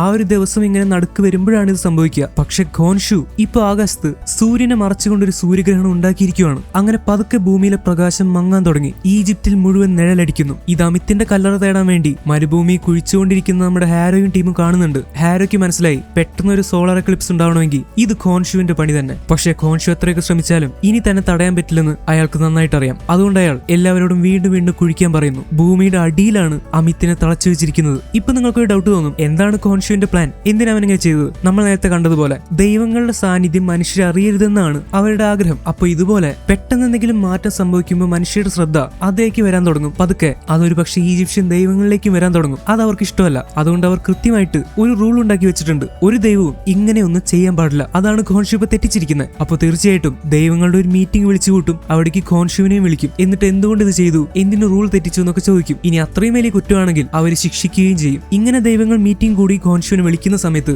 ആർദർ ഹാരോയെ പറ്റിയുള്ള സത്യമൊക്കെ പറയാവുന്നതാണ് ഖോൻഷുവിന്റെ പ്ലാൻ. എന്തായാലും അവന്റെ പ്ലാൻ നടന്നു. ദൈവങ്ങൾ മീറ്റിംഗ് വിളിച്ചു ചേർക്കാൻ തീരുമാനിക്കുവാണ്. എന്തായാലും ഈ സൂര്യഗ്രഹണമൊക്കെ ഉണ്ടാക്കിയത് ഇത്തിരി കൂടിപ്പോയെന്ന് മാർക്കും പറയുന്നുണ്ട്. പക്ഷെ ഇതല്ലാതെ വേറെ വഴിയൊന്നുമില്ല. കാരണം ഈജിപ്ഷ്യൻ ദൈവങ്ങൾ ഭൂമിയിൽ നടക്കുന്നതും കാര്യങ്ങൾ ചെയ്യുന്നതും അവരുടെ മനുഷ്യരൂപത്തിലുള്ള അവതാരങ്ങൾ ഉപയോഗിച്ചാണ്. എങ്ങനെയാണോ ഖോൻഷു മാർക്കിന് ഉപയോഗിക്കുന്നത് അതുപോലെ. അപ്പൊ മീറ്റിംഗ് കൂടുന്ന സമയത്ത് ദൈവങ്ങളല്ല നേരിട്ട് വരിക, അവരവർ തെരഞ്ഞെടുത്ത അവതാരങ്ങളാണ് അവിടേക്ക് വരിക. ഭൂമിയിലെ പല പല സ്ഥലങ്ങളിലായിട്ടാണ് ഈ ദൈവങ്ങളുടെ അവതാരങ്ങൾ ഉള്ളത്. അപ്പൊ മീറ്റിംഗ് കൂടേണ്ട സമയത്ത് അവരുടെയൊക്കെ മുന്നിൽ ഒരു പോർട്ടൽ തുറക്കും. ആ പോർട്ടലിൽ കൂടെ കയറിയാൽ അവരെല്ലാവരും ഈജിപ്തിലെ ഗിസയിലുള്ള പിരമിഡിലേക്ക് വന്നു ചേരും. അതിന്റെ ഉള്ളിൽ വെച്ചാണ് ദൈവങ്ങളുടെ ഈ മീറ്റിംഗ് നടക്കുന്നത്. അങ്ങനെ മാർക്കിന്റെ മുന്നിലേക്കും ഒരു പോർട്ടൽ തുറക്കുന്നുണ്ട്. ഖോൻഷു മാർക്കിനോട് പൊക്കോളം പറയുന്നു. മാർക്ക് ആ പോർട്ടലിൽ കൂടെ നേരെ കയറി ചെല്ലുന്നത് ആ പിരമിഡിന്റെ ഉള്ളിലേക്കാണ്. ഗിസയിലെ മഹത്തായ പിരമിഡ്. നമ്മൾക്കറിയുന്ന പോലെ സ്റ്റീവൻ ഈ കാര്യത്തിലൊക്കെ ഭയങ്കര ഇൻട്രസ്റ്റാ. അവിടെയുള്ള റിഫ്ലക്ഷനിൽ കൂടെ സ്റ്റീവൻ സംസാരിക്കാൻ തുടങ്ങി. എന്റെ അമ്മോ, ഞാൻ സത്യമാണ് ഈ കാണുന്നത്. എനിക്ക് ഈ പിരമിഡ് എന്നൊക്കെ പറഞ്ഞാൽ ഭയങ്കര ഇഷ്ടമായിരുന്നു. ഇപ്പൊ നമ്മൾ അതിന്റെ ഉള്ളിലേക്കാണ് വന്നിരിക്കുന്നത്. വാവ്, ഞാൻ ഒരിക്കലും വിചാരിച്ചിട്ടില്ല എന്നെ കൊണ്ട് ഇതൊക്കെ പറ്റുമെന്ന്. ഈ സമയത്ത് യാറ്റ്സിൽ എന്ന് പറയുന്ന ഒരു സ്ത്രീ അങ്ങോട്ട് വരുവാണ്. സ്നേഹത്തിന്റെയും സംഗീതത്തിന്റെയും ദേവതയായിട്ടുള്ള ഹാഥോറിന്റെ അവതാരമാണ് ഈ കാണുന്ന യാറ്റ്സിൽ, the goddess of music and love. ഹാഥോറിന് ഖോൻഷുവിനോട് കുറച്ച് ഇഷ്ടമൊക്കെ ഉണ്ട്. ഇഷ്ടം എന്ന് പറഞ്ഞാൽ അവർ പണ്ട് നല്ല ഫ്രണ്ട്സ് ആയിരുന്നു. ഈ പറയുന്ന ഹാഥോറിന്റെ മ്യൂസിക് ഖോൻഷുവിന് ഭയങ്കര ഇഷ്ടമായിരുന്നു. പക്ഷെ പിന്നെ അവർ തമ്മിലുള്ള കണക്ഷൻ പോയി. മാർക്ക് ഒരു പോർട്ടലിൽ കൂടെ ഉള്ളിലേക്ക് വന്നതുപോലെ ലോകത്തെ പല സ്ഥലത്തുള്ള പോർട്ടലുകളിൽ കൂടെയാണ് മറ്റ് ദൈവങ്ങളുടെ അവതാരങ്ങൾ ഇങ്ങോട്ട് വന്നു ചേരുന്നത്. നിന്നോട് ഖോൻഷു തീർച്ചയായിട്ടും എന്നെ പറ്റി പറഞ്ഞിട്ടുണ്ടാവും ഇല്ലേ? ഖോൻഷു എന്നോട് മറ്റ് ദൈവങ്ങളുടെ കാര്യങ്ങളൊന്നും സംസാരിക്കാറില്ല. ഞങ്ങൾ നല്ല സുഹൃത്തുക്കളായിരുന്നു. എന്റെ പാട്ടുകൾ ഖോൻഷുവിന് ഭയങ്കര ഇഷ്ടമായിരുന്നു. എന്നിട്ടും അവൻ എന്നെ പറ്റി നിന്നോട് പറഞ്ഞിട്ടില്ലേ? അത് മോശമായി പോയി. അതുപോട്ടെ, ഇവിടെ നിന്ന് എന്താ നടക്കാൻ പോകുന്നതെന്നെങ്കിലും പറഞ്ഞു. ആക്ച്വലി എന്നോടൊന്നും പറഞ്ഞിട്ടില്ല. ഞാൻ നേരെ ഇങ്ങോട്ട് കയറി വരികയും ചെയ്ത്. അത് കുഴപ്പമില്ല, സംഭവിക്കുന്ന ഒന്നിനെയും തടയാതിരിക്കാൻ ശ്രമിച്ചാൽ മതി. ബാക്കിയൊക്കെ തനിയെ നടന്നോളൂ. ഈ മീറ്റിംഗിൽ ദൈവങ്ങൾ സ്വന്തം അവതാരങ്ങൾ വഴിയാണ് സംസാരിക്കുക. ഖോൻഷ് നിന്റെ ശരീരത്തിലേക്ക് ആവാഹിക്കപ്പെടും. പെട്ടെന്ന് അങ്ങോട്ടേക്ക് മറ്റ് ദൈവങ്ങളുടെ അവതാരങ്ങളും വരുവാണ്. ഇനി ഞാൻ പറയാൻ പോകുന്ന കാര്യങ്ങൾ വളരെ വളരെ ശ്രദ്ധിച്ചു കേൾക്കണം. കഴിഞ്ഞ PSCക്ക് ഇതിന്ന് ക്വസ്റ്റ്യൻ ഉണ്ടായിരുന്നു, ചുമ പറഞ്ഞ. എന്നാലും ശ്രദ്ധിച്ചു കേൾക്കണം. എപ്പിസോഡ് 1-ൽ സ്റ്റീവൻ ഒരു കാര്യം പറയുന്നുണ്ട്. ദി ഇനിയഡ്, അതായത് 9 ദൈവങ്ങളുടെ ഒരു ഗ്രൂപ്പ്. ഇവിടെ ഈ പിരമിഡിന്റെ ഉള്ളിൽ നമ്മൾക്ക് 9 കസേരകൾ കാണാൻ പറ്റുന്നുണ്ട്. ദ ഇനിയഡ് എന്ന് പറയുന്ന 9 ദൈവങ്ങളുടെ ഗ്രൂപ്പ് ഇത് തന്നെയാണ്. ഇനിയാണ് നിങ്ങൾ അറിയേണ്ട മറ്റുള്ള കാര്യങ്ങൾ. ഭൂമിയിലുള്ളവരുടെ ചരിത്രത്തിൽ അല്ലെങ്കിൽ കാഴ്ചപ്പാടിൽ ഓഡിനും തോറും ഒക്കെ ദൈവങ്ങളെ പോലെയാണ് കരുതപ്പെടുന്നത്. പുരാതനമായ ബുക്കുകളിൽ ഇടിമിന്നലിന്റെ ദേവനായിട്ട് തോറിനെയൊക്കെ അവർ വരച്ചു വെച്ചിട്ടുണ്ട്. പക്ഷെ ആക്ച്വലി തോറും ഓഡിനും ഒക്കെ ദൈവങ്ങളാണോ? സത്യത്തിലല്ല. അങ്ങനെയാണ് പറയുന്നതും കരുതപ്പെടുന്നതും. പക്ഷെ ഓഡിനും തോറും ഒക്കെ ഭൂമിയിൽ നിന്ന് ഒരുപാട് അകലെയുള്ള അസ്ഗാർഡ് എന്ന് പറയുന്ന സ്ഥലത്ത് ജനിച്ചു വളർന്ന ആളുകളാണ്. അവിടുത്തെ ആളുകൾക്ക് പ്രത്യേക കഴിവുകളും മാജിക്കൽ പവറും ഭയങ്കരമായിട്ടുള്ള ശക്തിയൊക്കെ ഉണ്ട്. അതുകൊണ്ട് തന്നെ അവരെ ഭൂമിയിലുള്ളവർ ദൈവങ്ങളായിട്ട് കാണുന്നു. നോർമലായിട്ടുള്ള രീതിയിൽ നമ്മൾക്ക് എത്തിപ്പെടാൻ പറ്റാത്ത ഫിസിക്സും കെമിസ്ട്രിയും അങ്ങനെയുള്ള മറ്റു റൂൾസും ഒക്കെ നമ്മളുടെ ലോകത്തിൽ നിന്നും ഒരുപാട് വ്യത്യാസമുള്ള സ്ഥലങ്ങളെയാണ് മറ്റൊരു ഡയമെൻഷൻ എന്ന് പറയുക. ഉദാഹരണത്തിന് mirror dimension, astral dimension, ancestral plane, quantum realm. ഇവിടെയൊക്കെ നമുക്ക് ഒരു വണ്ടി എടുത്ത് ഓടിച്ചു പോയി എത്താനൊന്നും പറ്റില്ലല്ലോ. ഏതെങ്കിലും പ്രത്യേക മാർഗത്തിൽ കൂടെ മാത്രമാണ് നമ്മൾക്ക് ഇവിടേക്കൊക്കെ എത്താൻ പറ്റും. അത് മാത്രമല്ല, അവിടുത്തെ ഫിസിക്കൽ റൂൾസും ഗ്രാവിറ്റിയും ടൈമും ഒക്കെ നമ്മളുടെ ലോകത്തിൽ നിന്നും ഒരുപാട് വ്യത്യസ്തമാണ്. ഇങ്ങനെയുള്ള മറ്റൊരു ഡയമെൻഷനാണ് ദി ഹീലിയോപോളിസ്. ഈ ഹീലിയോപോളിസ് നിന്ന് വന്നിരിക്കുന്ന ഒരുപാട് പവറുകളും മാന്ത്രിക ശക്തിയുള്ളവരുമാണ് ഈ പറയുന്ന ഈജിപ്ഷ്യൻ ദൈവങ്ങൾ. അത് മനസ്സിലായല്ലോ. ഈ ദൈവങ്ങളുടെ പ്രധാന നേതാവാണ് ഒസൈറിസ്. ഈ ഗ്രൂപ്പിൽപ്പെട്ട 2 ദൈവങ്ങളായിരുന്നു അമിത്തും ഖോൻഷുവും. എന്നാൽ അത് 9 പേരായിരുന്നില്ല, ഒരുപാട് ദൈവങ്ങളുണ്ടായിരുന്നു. ആ കൂട്ടത്തിലൊരു ദേവതയായിരുന്നു കരിമ്പുലി ദേവതയായിട്ടുള്ള ബാസ്റ്റ്. ഈ പറയുന്ന ബാസ്റ്റ് ആണ് വക്കാൻഡയിലുള്ള ബഷിംഗ എന്ന് പറയുന്ന ആദ്യത്തെ ബ്ലാക്ക് പാന്തറിന് ഒരു ദർശനം കൊടുക്കുന്നതും ബ്ലാക്ക് പാന്തർ പവേഴ്സ് കിട്ടുന്ന ഹൃദയത്തിന്റെ ഷേപ്പുള്ള ചെടിയിലേക്ക് അയാളെ കൊണ്ടുപോകുന്നതും. അപ്പൊ വക്കാൻഡക്കാർ ആരാധിക്കുന്ന കരിമ്പുലി ദേവത ആക്ച്വലി ബാസ്റ്റ് ആണ്. ഈ പറയുന്ന ഇനിയഡ് എന്ന് പറയുന്ന ഗ്രൂപ്പിലെ ഹീലിയോപോളിസ് നിന്ന് വന്നിരിക്കുന്ന ദൈവങ്ങളുടെ കൂട്ടത്തിലെ ഒരാളാണ് ഈ പറയുന്ന ബാസ്റ്റ്. പലർക്കും ഇതൊരു പുതിയ അറിവായിരിക്കും. കുറെ കാലം കഴിഞ്ഞപ്പോ ഈ ദൈവങ്ങൾക്ക് ഒരു കാര്യം തോന്നി. മനുഷ്യരുടെ ലോകത്ത് ഇടപെടുന്നത് അവർക്ക് കുറയ്ക്കാൻ സമയമായിരിക്കുന്നു. അവരതിനു വേണ്ടിയിട്ടുള്ള കാര്യങ്ങൾ ചെയ്യാൻ തുടങ്ങി. ഇവരങ്ങനെ തീരുമാനിച്ചതിന് പല കാരണങ്ങളുണ്ടായിരിക്കാം. മനുഷ്യരുടെ സ്വഭാവം കണ്ടിട്ടോ അല്ലെങ്കിൽ മനുഷ്യരി ദൈവങ്ങൾക്ക് നേരെ മുഖം തിരിച്ചത് കണ്ടിട്ടോ മറ്റോ ആവാം. അങ്ങനെ അവർ മീറ്റിംഗ് കൂടി ഇതിനു വേണ്ടിയിട്ടുള്ള കാര്യങ്ങൾ ചർച്ച ചെയ്യാൻ തുടങ്ങി. ഈ ഗിസയിലെ പിരമിഡിന്റെ ഉള്ളിൽ വെച്ച് തന്നെയാണ് അവർ മീറ്റിംഗ് കൂടാറുള്ളത്. അങ്ങനെ അവർ കുറച്ച് റൂൾസ് ഉണ്ടാക്കി. നമ്മൾ ദൈവങ്ങൾ മനുഷ്യരുടെ ഈ ലോകത്തുള്ളവരല്ല, അതുകൊണ്ട് തന്നെ അവരുടെ കാര്യങ്ങളിൽ ഇടപെടണ്ട. വേണമെങ്കിൽ അവതാരങ്ങൾ എടുത്ത് ഇവിടെ ജീവിക്കാം, അല്ലാതെ മനുഷ്യരുടെ എല്ലാവരുടെയും ശ്രദ്ധ ആകർഷിക്കുന്നത് പോലെ ഒരു കാര്യം ചെയ്യാൻ പാടില്ല. അങ്ങനെ ചെയ്താൽ ശിക്ഷ അനുഭവിക്കും. എല്ലാവരും അത് സമ്മതിച്ചു. പക്ഷെ ഇടയ്ക്കിടയ്ക്ക് ഒരുപാട് ദൈവങ്ങൾ ഈ റൂൾസ് തെറ്റിക്കാൻ തുടങ്ങി. അങ്ങനെ മറ്റു ദൈവങ്ങൾ എല്ലാവരും കൂടി റൂൾസ് ഭയങ്കരമായിട്ട് തെറ്റിക്കുന്നവരെ ശിക്ഷിക്കാൻ തുടങ്ങി. ശക്തരായ ദൈവങ്ങൾ കൂടിച്ചേർന്ന് ഈ റൂൾസ് തെറ്റിച്ച ദൈവത്തിന് ഒരു കല്ലിന്റെ ഉള്ളിലേക്ക് ആവാഹിക്കും. പിന്നെ ആ ദൈവത്തിന് പുറത്തു വന്ന് കാര്യങ്ങൾ ചെയ്യാൻ പറ്റില്ല. ഇങ്ങനെ പോയിക്കൊണ്ടിരിക്കുമ്പോഴാണ് ഈ കഥയിലെ പ്രധാന വില്ലത്തിയായിട്ടുള്ള അമിത് എന്ന് പറയുന്ന ദേവത